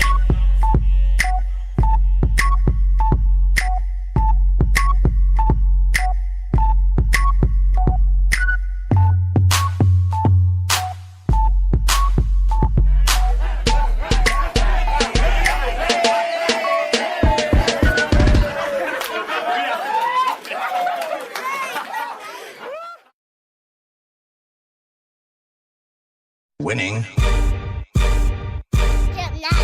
A winner, the champ, the best, we are all of them. Cause we went right and not left and not followed them. Sobriety tests, I am walking nothing line. Added the sex and the drugs, but couldn't subtract my mind. They all wanted me dead. I was chilling in the cut, then I transformed like I'm best friends with Shia LaBeouf. See, I've been a winner, check it, and I ain't even firing. Church time's God, I'm a product of my environment. We are winners, losers come with me. Got God with us, never letting flesh envy. We don't worry about the money, the sex, the cars, the clothes. Now watch reality unfold like we win in the head, yeah, we win in the head. Say we win in the head, yeah, we win in the head. Cause we win in the head, yeah, we win in the head. Cause we win in the head, yeah, we win in the head. We gon' step inside cause it's feeling like a night. The haters might try, but they'll never kill our vibe. Why? Cause we winning, we winning in here. Winning, we winning in here. Winning, we winning in here. Winning, we winning in here. Yeah. Let go. This is that new. We make it YouTube. Overcome the butterflies. Rocky Tree, Tiger Eyes. Women win, synchronized. Trailblazer like Clyde. Winning straight to power. In the black, Howard. Using his Gameday, Matt Lauer. Kiss the game goodbye, spin the bottle. Music is rival, keep winning titles. Married to the wins like I do. We are winners, losers come with me. Got God with us, never letting flesh envy. We don't worry about the money, the sex, the cars, the clothes. Now watch reality unfold like we win in the head, yeah, we win in the head. Say we win in the head, yeah, we win in the head. Cause we win in the head, yeah, we win in the head. Cause we win in the head, yeah, we win in the head. We gon' step inside cause it's feeling like a night. The haters might try, but they'll never kill our vibe. Why? Cause we winning, we winning in here. Winning, we winning in here. Winning, we winning in here. Winning, we winning in here. Yeah. Hi, my name is Sincere. Finally living Sinclair. Took a couple years and tears to kill my mic fear. So now that I'm up in here, first drive.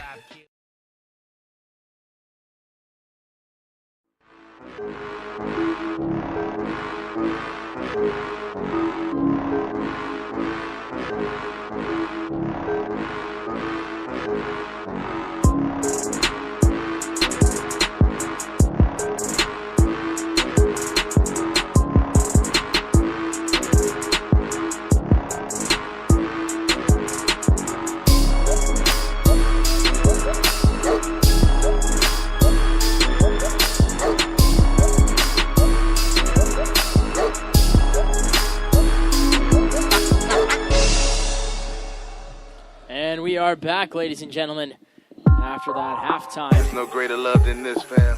Gilbert leading 28-7 going into the second half of play. Gilbert, their offense has just been running rampant on the Bobcats so far. They've been doing everything necessary in order to win. Something I didn't notice, by the looks of it, Bluffton has a female kicker. Looks like number 31 for Bluffton, that's Uriel Zarakin. Yeah, that is a female kicker. That's cool to see. Huh. Yeah, I didn't notice that either. I don't think she's actually gotten that much playing time, or either that or we just noticed the number. Actually, now that I'm looking at it, I think that's just a dude with really long. That's a guy. That's a guy with really long hair. All right. His name is Uriel. Uriel. That could be an either or. Kind of sounds like Ariel, like the Little Mermaid. That's deceptive. We're up in the booth, we can't really see. I can barely read the numbers, so I guess. Anyways, Gilbert's leading 28-7 going into the second half. Some key performers right now for the Gilbert side. Both of the quarterbacks, Josh Strickland and Jai Tolan, have been playing very good games. Manny Bright obviously has been the offensive catalyst for Gilbert. DeAndre Cook out of the backfield has provided a spark in the running game. They've also had Cody Temples, another running back, come in and make some plays for them as well. And touchdown reception by Peyton Loper, a wide receiver with the body of a tight end, 6'2", 193 pounds. Gilbert's got some big boys. I think right now where they're really beating Bluffton is just the fact they have so much more size and speed, and Bluffton can't match up with it. I'll be interested to see how long the defense lasts. I mean, it's not that they haven't broke already, but every single drive that Gilbert has the ball, it's just body blow, first down, just continuing to beat down this Bluffton defense. And I don't know how much longer they're going to be able to take it, but once they break, the floodgates are going to open, and this game is going to become more ridiculous than it already is. Now, what I will say is that last week, Bluffton came back from behind to defeat Hanahan. That score was 22-21. I think they were down 3 touchdowns at the half. So they're down 3 touchdowns at the half here. 28-7. Could have been down 2. It could be worse. Now, Gilbert gets the ball first. I think if Bluffton gets a stop to start off the second half and then gets a score, they could be in this ball game and they could be in it fast. You know what I say? You give Gilbert a taste of their own medicine. If you're Bluffton, you go for the onside kick. It's not a bad idea. I think Gilbert's a little bit better coached. I think they wouldn't be surprised by something like that. But if you're Gilbert, if you're Bluffton, if you can execute it, if you can come down with it, that's going to help a ton. And even if you don't, more likely than not, and nothing against Bluffton defense, they're going to get the ball there anyway. You're just saving everyone some time, and honestly saving your defense a little time by making that drive a bit shorter. Right. You hate to say that, but it seems like Gilbert's firing all cylinders, and I don't know how often tonight Bluffton will be able to shut them down. Really what we're going to need, what Bluffton is going to need in order to get back into this game is some stops on defense. They're going to need to hold Gilbert at bay, and they're going to need a huge huge second half offensively from the likes of Ikeem Jefferson, as well as some running backs such as John Swinton, Josh Staple. They're just going to need to get the chains moving, get some chunk plays instead of going 10 yards at a time. They need to get something happening. They tried to do it with a couple of trick plays there at the end of the first half. If maybe they can get one of those to work without a penalty, and this game is it's not over yet. Never cut anyone out. I mean, there have been teams that have been able to come back from 28 to 3-point deficits, so I think that, anything's possible. And little New England Patriots reference there. but definitely if you're Bluffton, you gotta go fast and you gotta be able to get points often. You can't waste any time, and I think that you need to.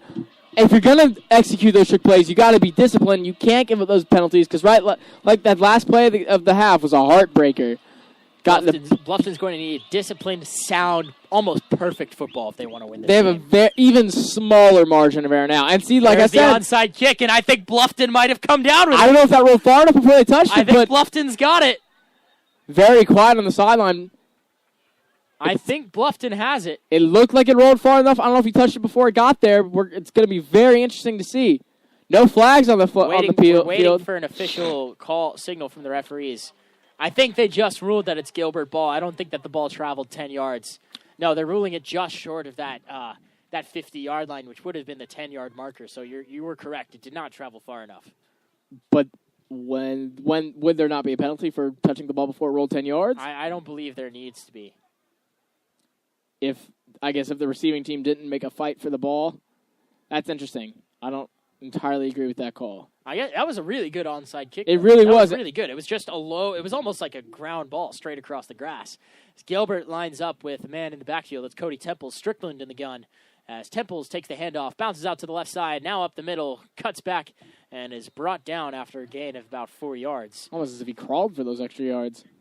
That was number 18, Damian Ryan, on the tackle for Bluffton. Second down and 6 now for the Indians at the 46-yard line of Bluffton. Gilbert starting off with some great field position. They've got 2 tight ends to the left as there's a fake handoff to Temples. Strickland rolling out to the left side, looking for a man deep as pass falls through the arms of number 88, Peyton Loper. Loper dove for it, couldn't quite come up with it. That was a very well-placed pass by Strickland, though. I'll give him that. Might have been just a bit outside. I don't know if he would have... Just a little bit just a little bit too far out from the sideline, but too much juice on that throw. But what I'll say is Strickland, from what I've seen, he's made some very smart decisions from the quarterback position. He's thrown the ball out of bounds when he's needed to. When I think that play, that out of all the ways that he could have gone with the ball there, that was the smartest option. He made it so that no one else but his receiver could catch it, and that's what you want from your quarterback. Right. Strickland drops back now. He's got trips to the left side, rolls out to the right. He's got some running room, loses control of the ball. I'm not sure. I think he just lost the ball. He was running, and as he went with his hand, it just slipped right out. And Bluffton fell on it. It's Bluffton ball. He threw it into the Bluffton player's feet. I would be surprised if they didn't come up with that. He was running outside, and no one touched him, but as his hand went forward, he just dropped it. Tossed the ball forward onto the ground. I think maybe he was running and the ball caught a bit of his side. Either way, Bluffton's got the ball at their own 46. They've got first down and 10 with 11 minutes left to go. And after kicking the onside kick, giving them good field possession, they just came away with that was the first time the ball literally bounced their way. Full house formation on the first play for Bluffton. There's a handoff at the middle to Staple. Gets maybe a yard on the play, but is stopped at the line of scrimmage. And see, after getting that takeaway, or turnover, I guess you could call it, you got to attack. You got to keep up that momentum. If you're down 3 scores, you need to do everything you can, and I don't think that was the right call on this first play of the drive. Eldridge in the gun. Fakes the handoff to the right side. Passes over the middle to Ikeem Jefferson. Correction, that's number 13, Jermaine Patterson. Patterson on the slant pattern. Takes it 40 yards to the house. See, that's what I'm talking about. Just right there, just like that. Bluffton's back in the game. Oh my goodness! What a route! He ran that almost perfectly. The pass was a little low, but it was forward enough to where he could scoop it, outrun he broke the second plane, and no one was behind him. There was not a person in between him.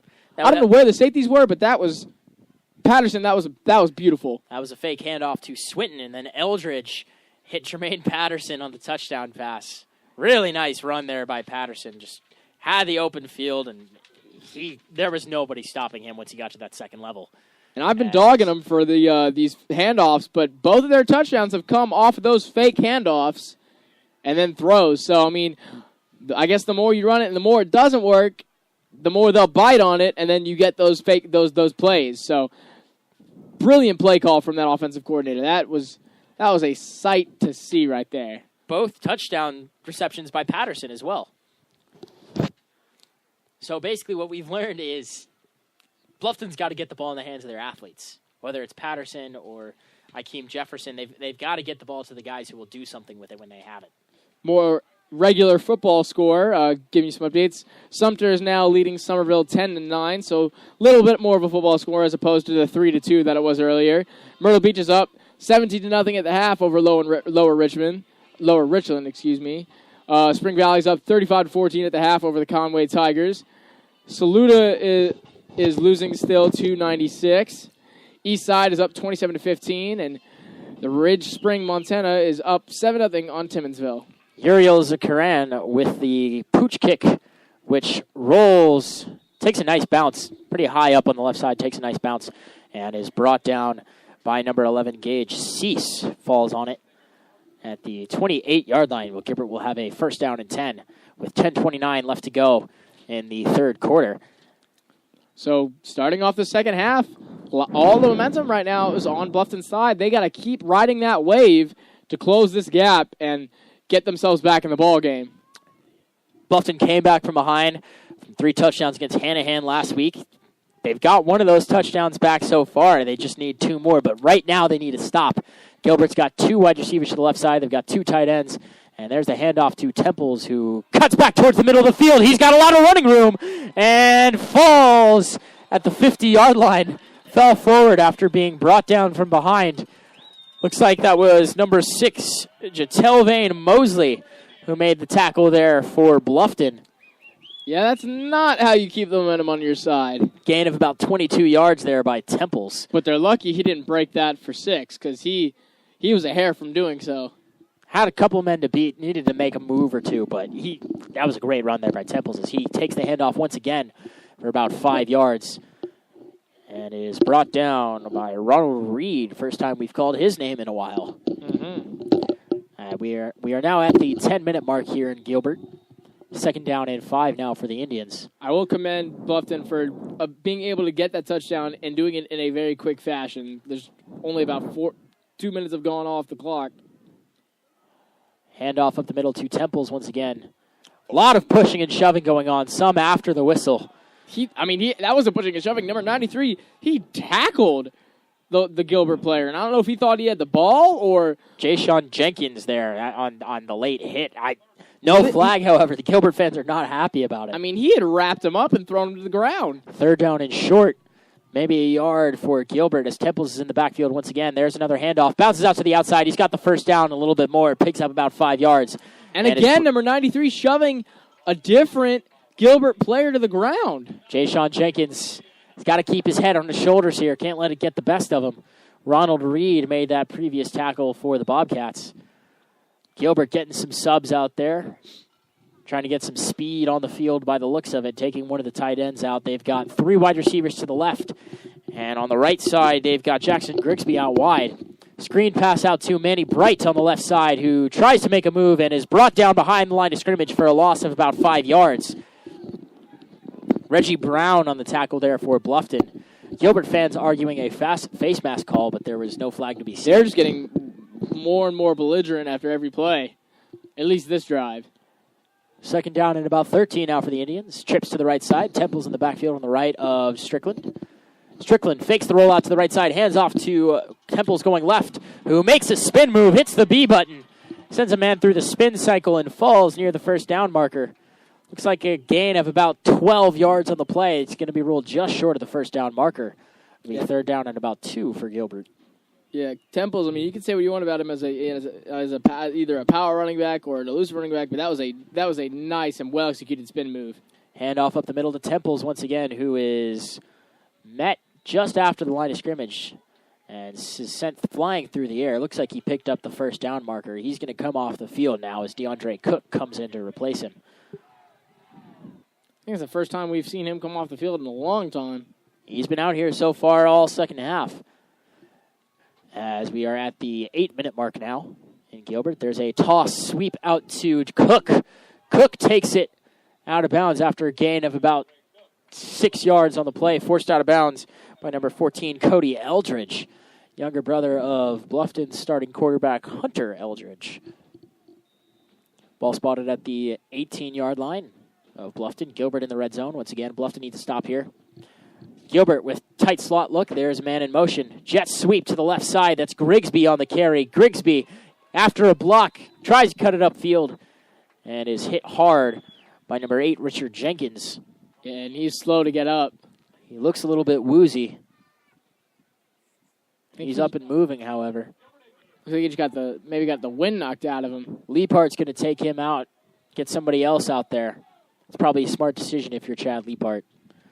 7:33 remaining in the third quarter here in Gilbert.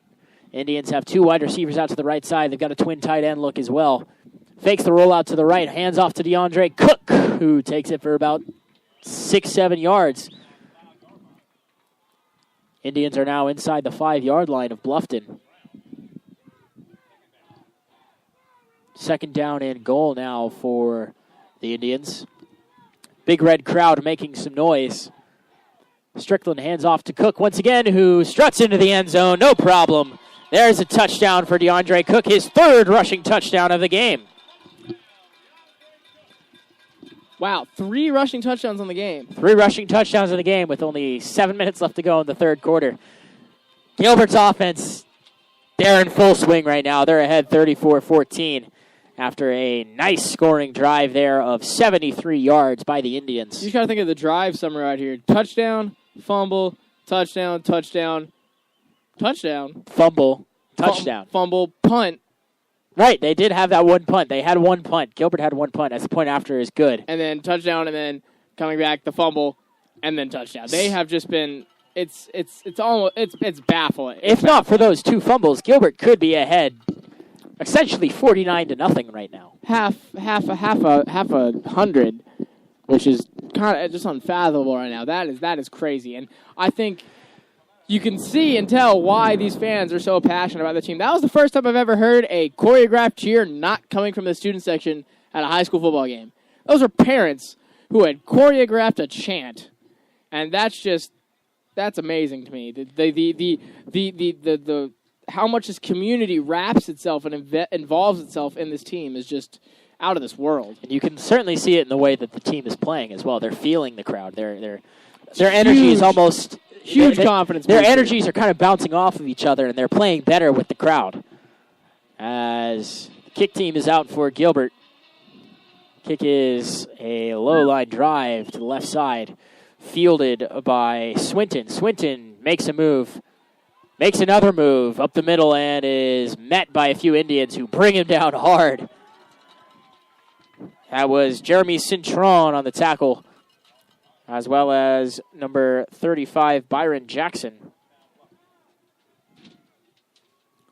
Bluffton with the ball now, first down and 10 on their own 25-yard line. And ball spotted at the right hash mark nearest to the press box.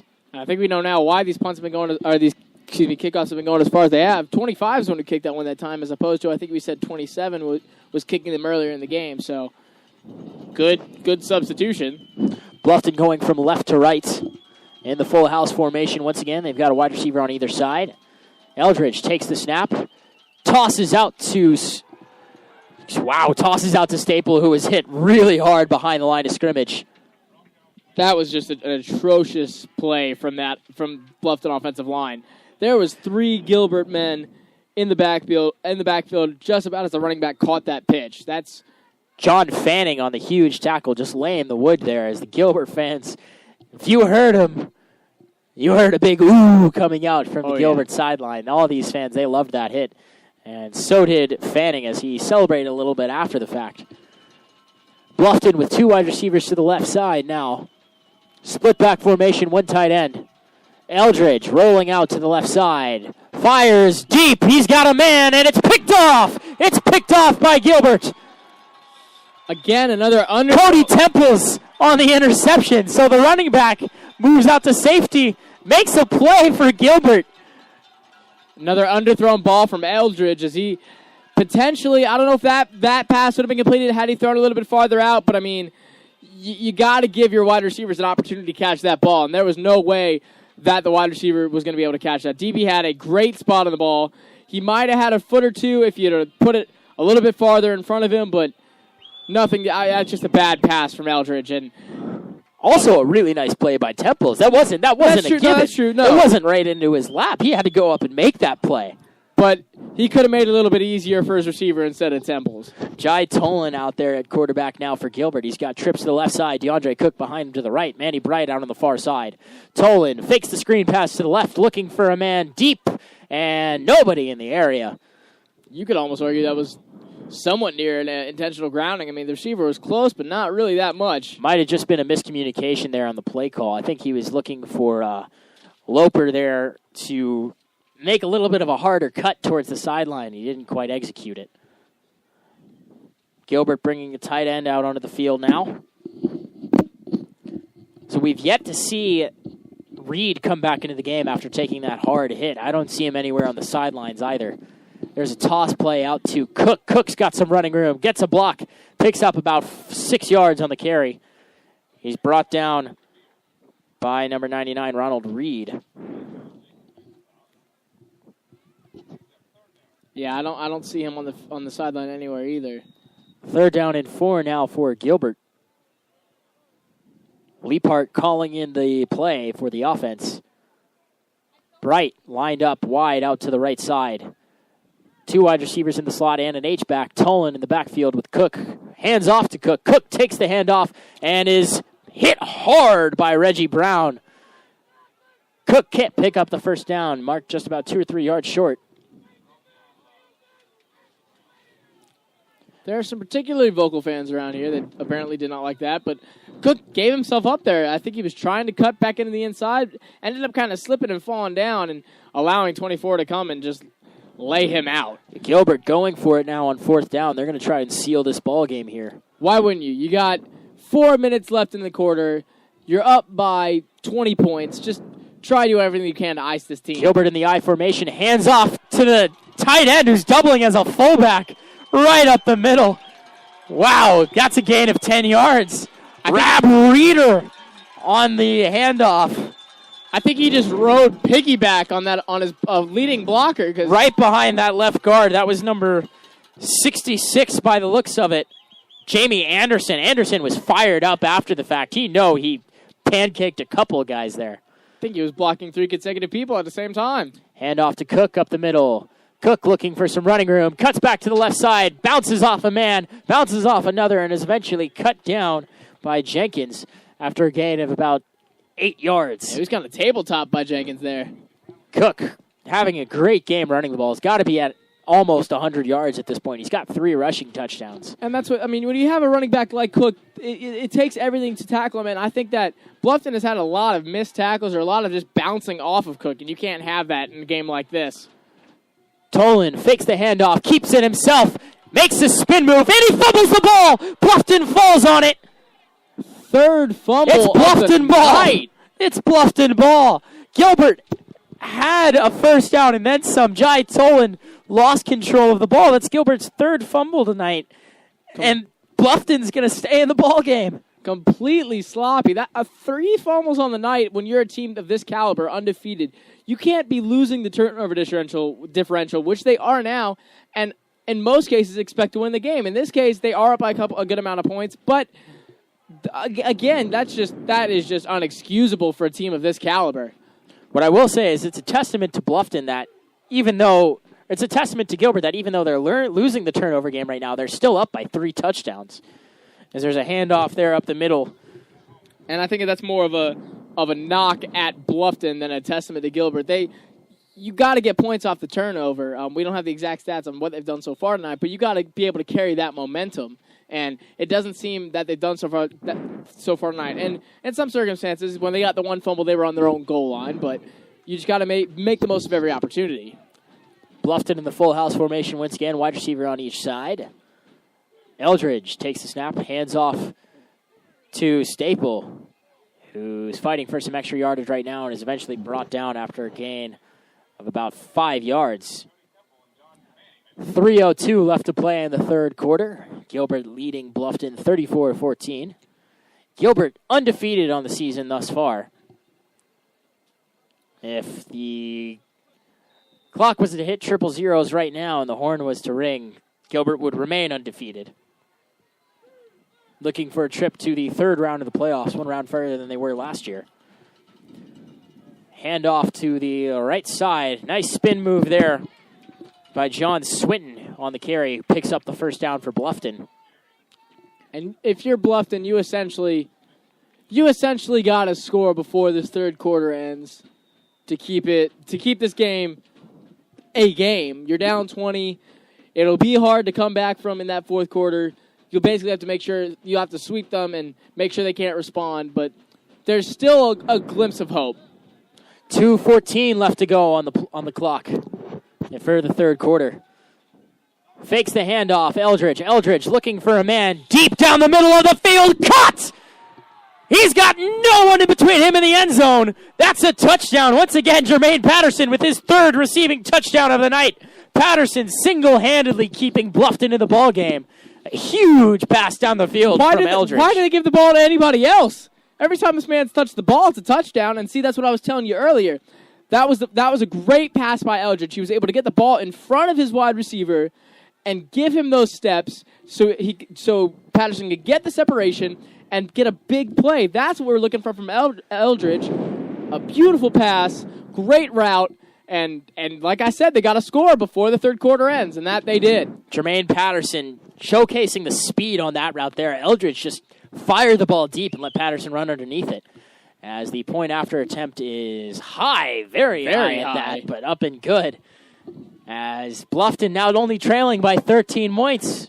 13 points with 1:58 left to go in the third. They're keeping it a ball game. They're not letting themselves get out of it. They just need a couple of more stops here to force a couple of turnovers or something on defense.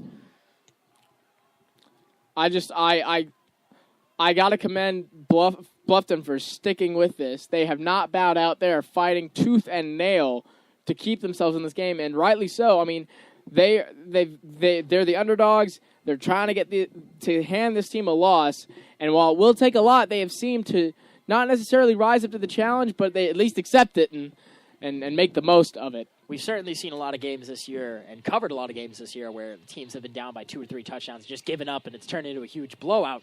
This is a playoff game in a hostile environment for Bluffton on the road for the second week in a row. They're not giving up. They don't want their season to end, and you can see that. And I think them being in the underdog position is kind of fueling that. We saw with Dutch Fork and Spring Valley. Spring Valley was still undefeated at the time, going in enemy territory, and after suffering a bit of a deficit, just kind of laid back and allowed Dutch Fork to get a huge lead. DeAndre Harris fields the kick for Gilbert, takes a hard hit near the 20-yard line. I don't know how he got up after that one so fast. Looks like number 73, Jakeem Brown, on the tackle for Bluffton. That's their center and their defensive end. Gilbert starting out first down and 10 at their own 23-yard line. Ball spotted at the left hash mark, which is the hash mark closest to the press box. Gilbert going from right to left on the field. They've got one man out wide to the right, 2 men to the left. There's a handoff to Temples at running back. Temples picks up about 3 yards on the play and is brought down by number 2. That's Jalen Thompson. Temples has shown that he has a great vision on the field while he's running the ball. He multiple times tonight has gone through to where he's supposed to go, seen there's nothing there, look around, find the hole, and cut to that. And that's very good talent to have at this age. Gilbert on the handoff once again to Temples up the middle. Temples got some running room. He's fighting for extra yardage, picks up about 15 yards, and is brought down by Tristan James. those legs do not stop churning at all. Cody Temples, a junior for Gilbert. Running back listed at 5'11", 160 pounds. Certainly runs like he's bigger than that. That's for sure. Yeah. Looks like he's bigger than that, too. Tight slots look for Gilbert. Handoff to Temples. Fakes the handoff. Correction. Speed sweep to Bright on the backside. As Bright takes the reverse. Picks up about 6 yards, 6-7 yards, and is forced out of bounds by Reggie Brown. And he might have been able to get more had it not been from that lackluster block from the wide receiver over there, number 11. That's Gage Cease. He wasn't able to. At the end, he was able to bring down his defender, but he wasn't able to create enough separation to allow that sweep to gain momentum. Handoff to Temples once again, who makes a juke and is brought down after a gain of about 10 yards. This time by Ronald Reed.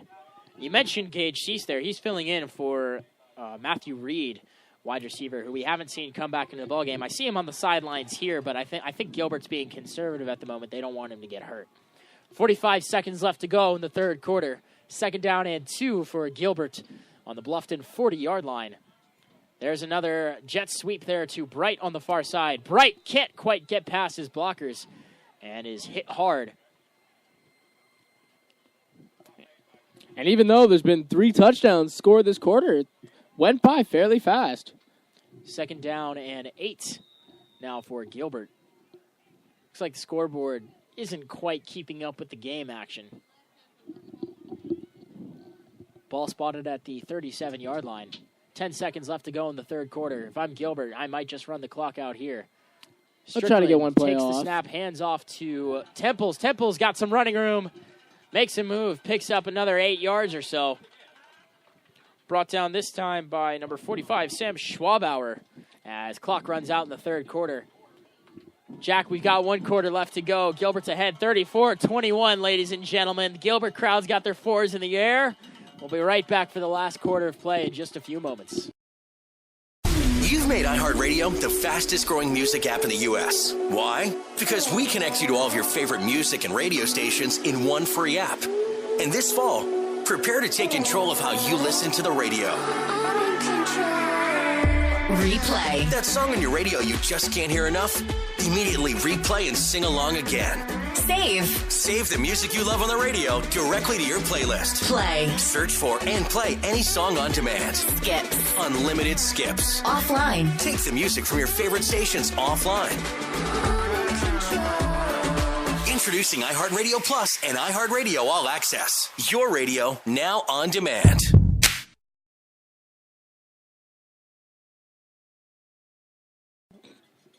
And we're back, ladies and gentlemen, after 3 quarters of play. Gilbert leading Bluffton by a score of 34-21. Gilbert looking to extend their undefeated 12-game winning streak into an undefeated 13-game winning streak and potentially move into the third round of the playoffs here in the 3A state title race. Got a 1st down and 10 right now on the Bluffton 25-yard line. Toss sweep out to Temples, the running back. Temples cuts the ball back, makes a spin move. Some nice vision there by Temples as he picks up about 10 yards on the play. There's another 1st down for Gilbert. Bluffton's got to find a way to come up with, to leave this drive with either no points against them or just 3. Got to force another turnover, you think. 11:48 left to go in the game. 2 wide receivers out to the left, 1 wide receiver to the right, tight end as well. Gilbert fakes the toss, fakes the screen. There's a fumble, and Temples falls on it. Temples was hit really hard on that one. Lost control of the ball, but dove back onto it just in time. Defensive end flew into the backfield, and that was, we were just talking about, that could have been a huge momentum change. Temples took a hit to the stomach almost, and I think the pressure of it lost his breath, and ball just kind of popped out. It's a loss of 3 yards on the play. Ball spotted at the 18-yard line. Gilbert's got Bright lined up wide to the right side. Temples in the backfield to the right of Strickland.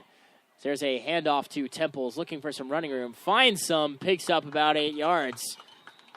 Nice run there once again by Temples, who was eventually brought down by Jalen Thompson.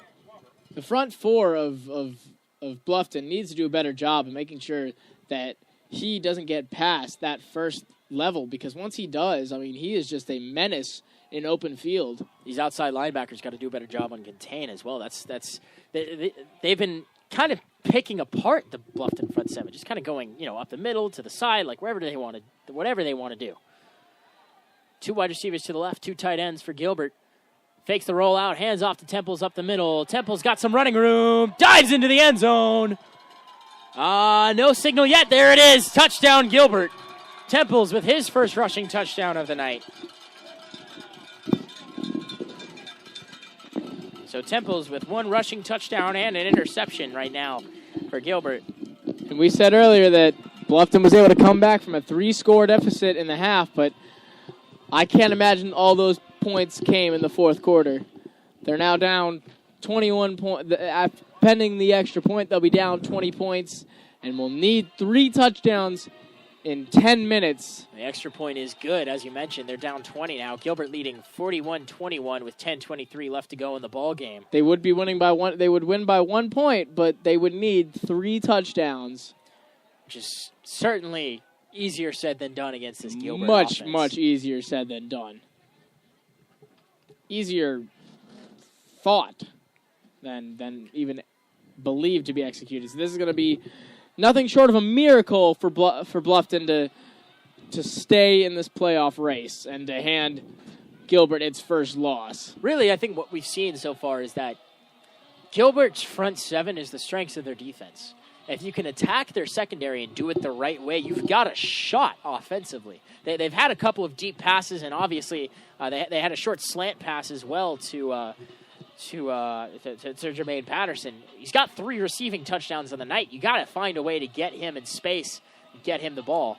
And I mean, if you're Gilbert, put 8 men on Patterson. I don't know, because if you're Bluffton, I don't see why you throw it to anyone else. And I guess there was a penalty. I believe by the looks of it, there was an unsportsmanlike conduct penalty on Gilbert after the touchdown. So Gilbert's going to have to kick from their own 25-yard line. We haven't seen any big kicks yet from Gilbert, so this will help out Bluffton. They'll have some half-decent field percentage. It's just going to be interesting to see if Jefferson can get a good return going for the Bobcats. Could quickly be a 2-score game again if Jefferson can get something off here. But like I said, Patterson should be the main target every play. There is the kick. Number 21, Josh Staple fields it. Bounces out to the right side and is brought down from behind. Surprised that's not a horse collar. Yeah, that looked like it was a horse collar. And a couple Bluffton players were calling for it, but the ref would not give them the benefit. Torrey Williams on the tackle there for Gilbert. Bluffton's going to start off first down and 10 at their own 44-yard line.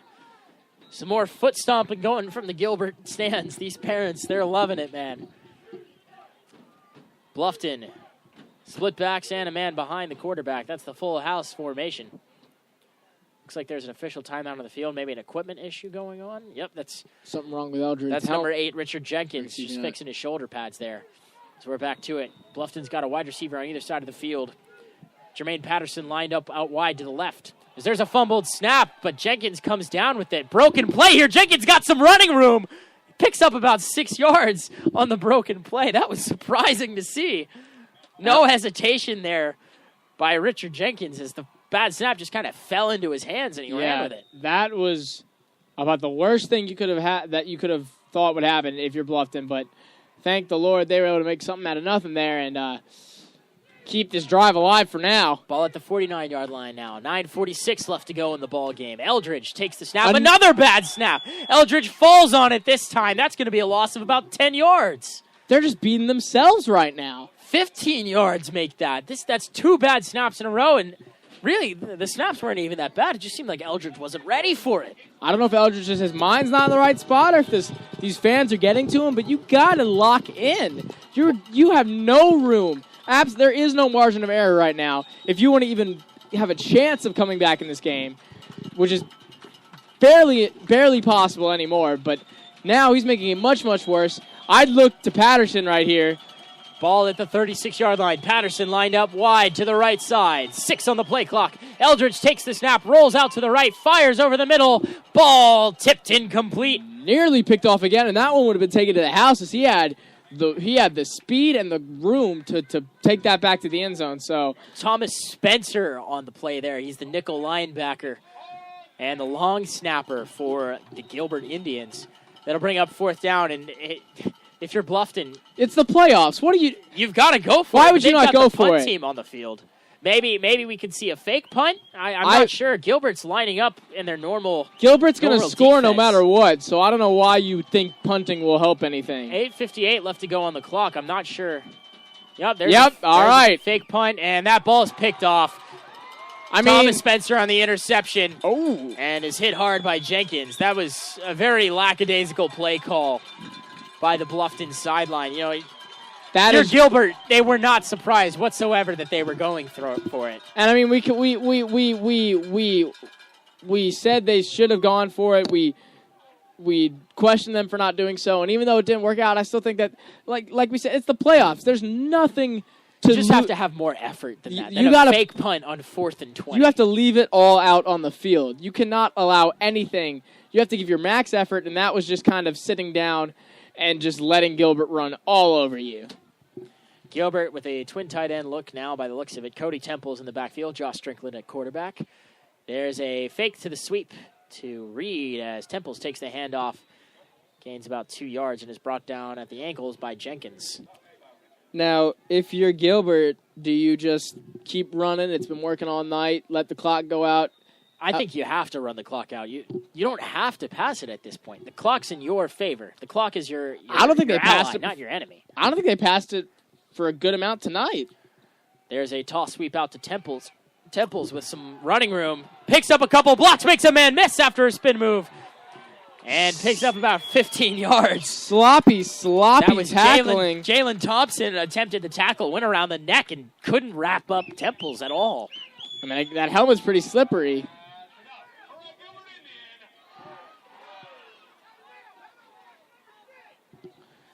Gilbert fans screaming at the referee to watch a couple players on the Bluffton side.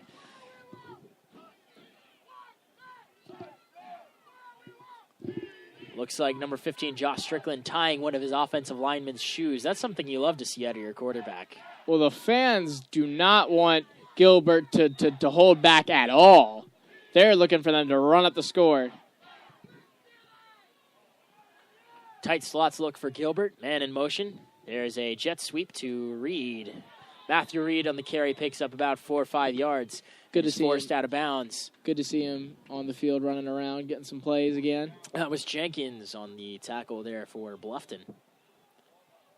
Picks Reed on the sweep. That was about 5-6 yards on the play. Ball spotted at the 21-yard line now for Gilbert. Threatening in the red zone once again. 8:10 left to go in the ball game. 2 wide receivers on the left side lined up in the close. As Temples with another carry. He's got one man to the beat for the end zone. Spins and can't quite get out of the tackle. As that was number 11, Tristan James, who kept Cody Temples in his arms. Nice run there once again by Temples. Gilbert, they've had a couple of really nice plays from their quarterbacks, some couple of nice throws, and Bright's made a couple plays happen for touchdowns, but really it's been their running backs that have been the story of this game. Yeah. Temples takes another handoff and dives into the end zone. That's his second rushing touchdown of the game, and Gilbert's 5th rushing touchdown overall. I'm not sure whether I would give it to Temples or Cook, because where Cook has the touchdown, some of his were a little bit easier, but Temples, not only has he had some really good touchdowns, he had the pick on defense, and he's had a lot of drive continuing runs. Those getting the first downs, breaking out of tackles, spinning out. He has given a lot of effort today, and for me, I think he's making his campaign for player of the game. That point after attempt now is straight through the uprights. That kick is good. With 7:48 left to go in the game, Gilbert leading 48-21. We'll be right back after a very quick word from our sponsors. This is iHeartRadio. iHeartRadio. iHeartRadio makes you want to move. When you have a great melody, a song can last forever. Instantly connected. I love it when the beat goes boom.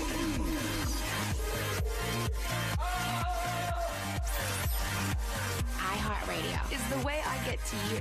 The biggest songs, the biggest artists, all in one place. iHeartRadio. I'll see you there. Thank you.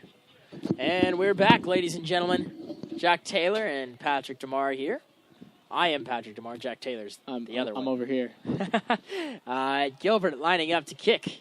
They're leading by 4 scores right now with 7:48 left in the ballgame. They've got this game well in hand, really, at this point.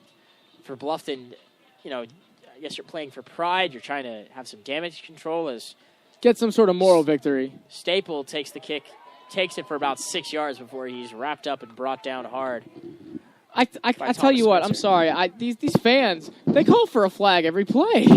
I don't know what they're seeing or what they're looking for, but Gilbert fans do not let up. No, they do not. You're certainly right about that. Ball spotted at the 30-yard line for Bluffton on the left hash mark. They're going from right to left on the field now. Split back formation.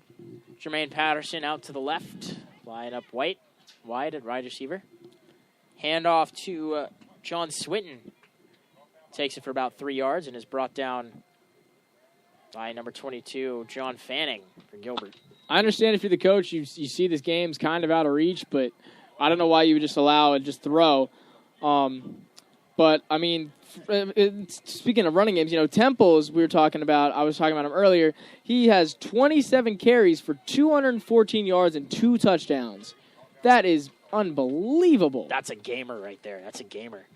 As Swinton took a handoff again for about 6 yards, picked up the first down for Bluffton. Bluffton moving a little bit quicker now. Eldridge hands off to Swinton once again. Swinton makes a spin move. Ball pops out, and that ball's going backwards. It's a race for the ball. Not sure who fell on it. It looked like Eldridge slid Gilbert's onto calling it. for it, and the referees say it's theirs. It's Gilbert ball. Well, that's just nail in the coffin right there. Sloppy ball handling from the running back. You got to protect the ball. And not a peep. Not a peep from the Bluffton sideline. I don't think we'd be able to hear it even if there was. That's true. Gilbert fans are fired up. Jalen Patterson walking off the field. The winner of tonight's game will play either Dillon or Bishop England in the next round of the 3A state playoffs. Bishop England, I know, is a good team in a lot of sports. Dillon has some talent football-wise. We'll try to get you a score on that as soon as we can. As backup quarterback is into the game now for Gilbert, as is DeAndre Cook, who takes the handoff for about 5 yards. 6:46 left to go in the ball game here for Gilbert.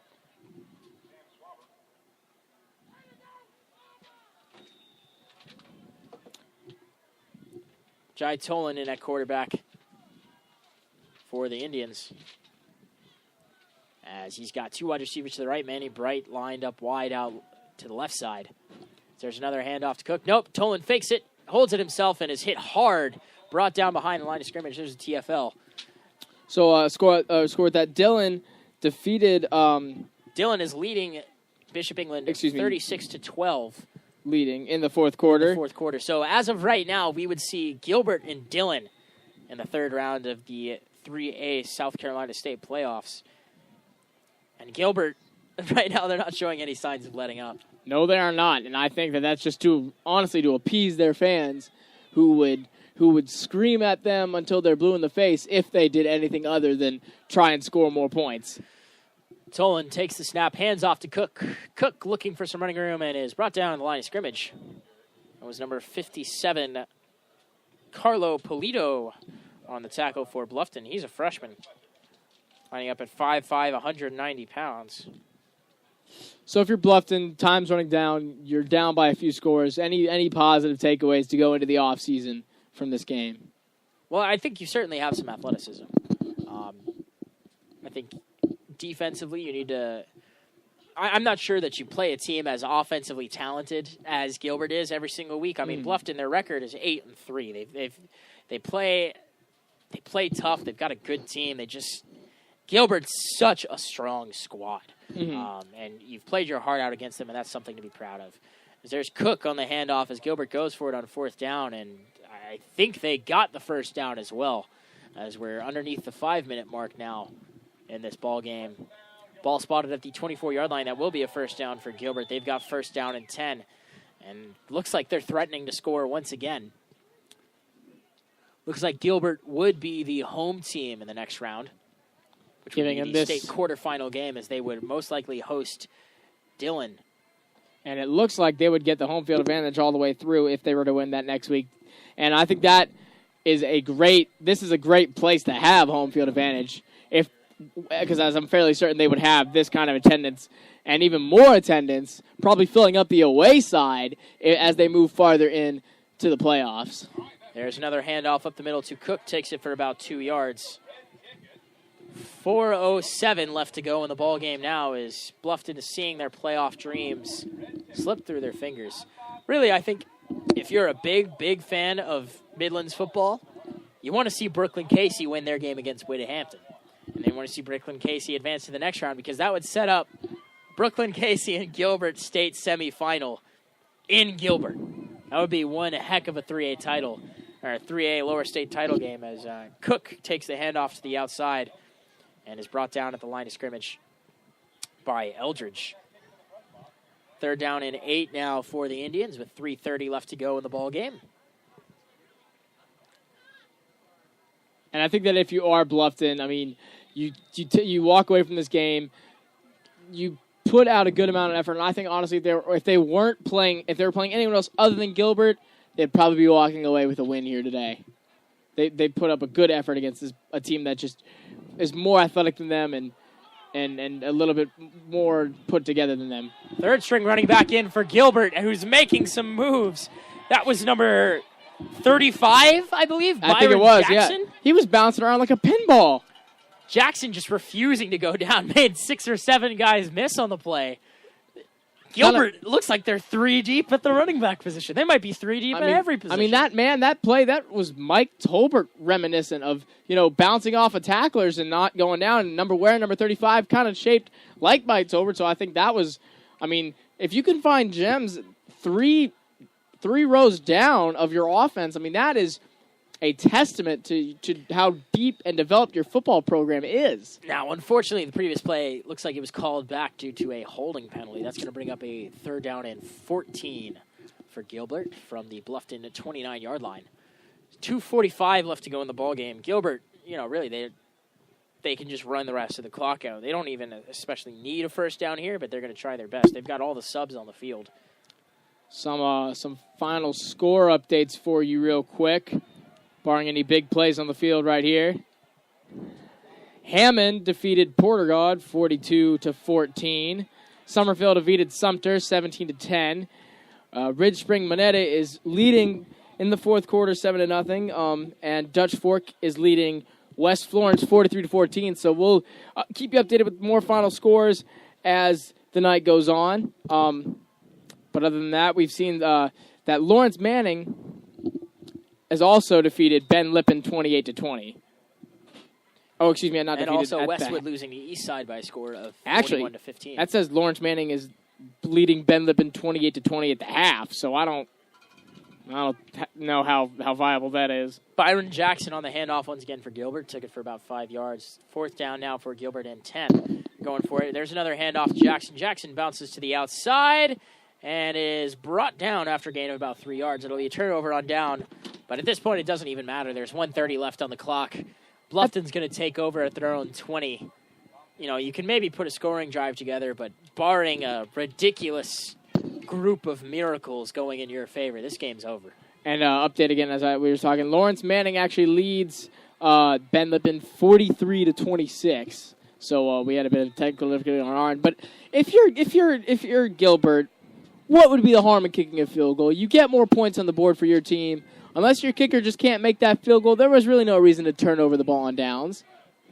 Either way, you're winning by 4 scores. I'm just saying, it would have been more classy had they kicked the field goal. Bluffton, the full house formation, hands off. And there's some nice running room there as Josh Staple takes the handoff up the middle for about 11 yards. Clock will stop very briefly. Bluffton gets back on the ball. They're going to try and maybe put together one last scoring drive for their team this year. Some cheerleaders throwing some balls into the stands, some small little footballs in celebration. Eldridge in the gun.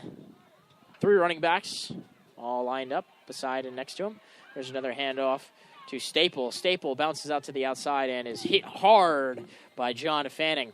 Gain of maybe 2 yards on the play with 36 seconds left to go in the ball game. Looks like we're going to have about one more play here from Bluffton, and that's going to be it. Fans are not necessarily clearing out, but they're getting ready to, as it looks as though Gilbert will advance into the third round of the 3A state playoffs. Split backfield now for Eldridge and the Bobcats. And there's a jet sweep to the left side as Akeem Jefferson is the man in motion, runs out of bounds with 5 seconds left to play. As they let the clock run out here. Clock's running now. That's the end of the game. Final score here from Gilbert, America. Indians 48, Bluffton 21. And a completely dominant effort really on both sides of the ball for Gilbert. And, I mean, just an all-around over defeat, or I'm not sure what word I'm looking for there, but just an all-around defeat, an all-around great game from Gilbert. I mean, on every aspect of the ball. I think for next week they got to work on those sloppy turnovers. You had 4 fumbles on the night, I believe, and you still scored 48 points. So I guess that says bounds about your offense. But still, I mean, against a better team or a more or a team that is more advantageous of taking care of those takeaways, it might not slide as well as it did tonight. So you face a Brooklyn Casey or another team of that caliber, you might not necessarily get away with all those turnovers. And that's something they need to fix if they want to find themselves in the championship. Other than that, all-around great game, and I think we can talk about in a little bit when we come back for the post-game show, talking about a little bit more of what we think and what we've seen from Gilbert. So we'll be right back, and when we come back, we'll be starting our post-game show. You've made iHeartRadio the fastest growing music app in the U.S. Why? Because we connect you to all of your favorite music and radio stations in one free app. And this fall, prepare to take control of how you listen to the radio. Replay. That song on your radio you just can't hear enough? Immediately replay and sing along again. Save. Save the music you love on the radio directly to your playlist. Play. Search for and play any song on demand. Skips. Unlimited skips. Offline. Take the music from your favorite stations offline. Introducing iHeartRadio Plus and iHeartRadio All Access. Your radio now on demand. And once again, ladies and gentlemen, we're back. Patrick DeMar here alongside of Jack Taylor. We are the Walk-Ons. Just giving you a final post-game recap. Some scores from around the state as well as our player of the game for the Knights. Start off with some scores here. Final from Dutch Fork. Silver Foxes defeat West Florence by a score of 42-14. Somerville beats Sumter by a score of 17-10. They advance to the next round. Hammond defeats Portergoud by a score of 42-14. Ridge Spring Minetta defeats Timmonsville by a score of 7-0. Gilbert here defeating Bluffton by a score of 48-21. And also, we've got Myrtle Beach leading Lower Richland 31-22 with just a little bit of time left in the fourth quarter. Spring Valley looks like they're going to defeat Conway by a score of 35-28. Fairfield Central still leading 96 by a score, or still leading Newberry by a score of 8-7. That's a close one there.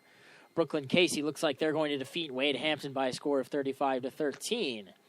And as 96 defeating Saluda, score of 14-7 at the half. And finally, Eastside leading Westwood by a score of 41-15.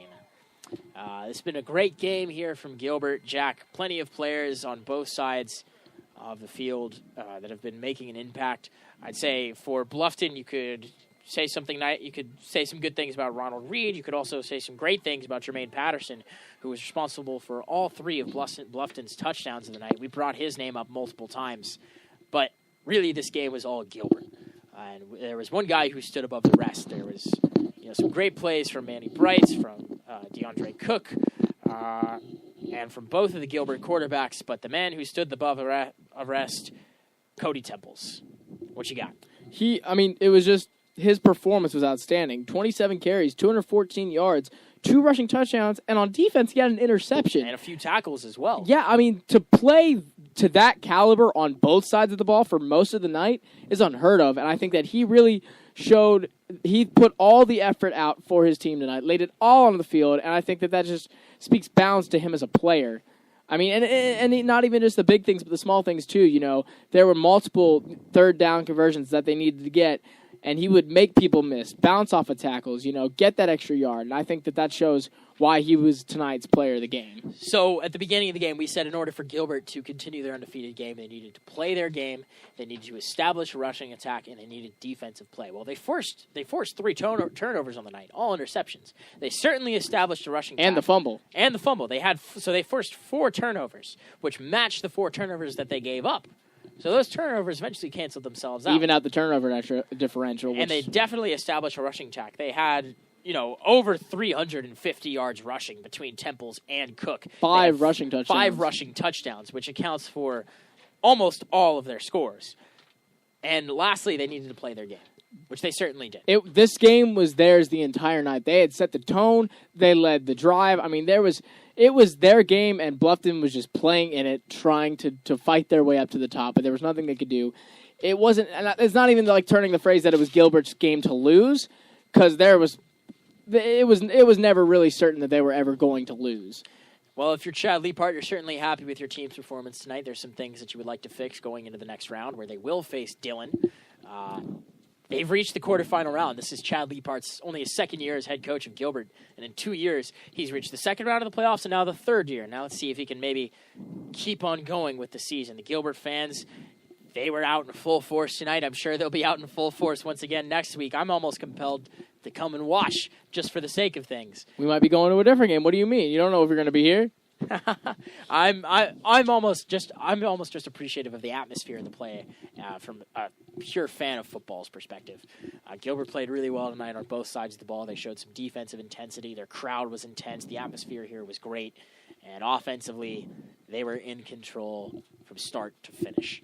It's been a great time here. My name is Patrick DeMar alongside Jack Taylor. We are the Walk-Ons. Thank you all for tuning in tonight. We'll see you next week.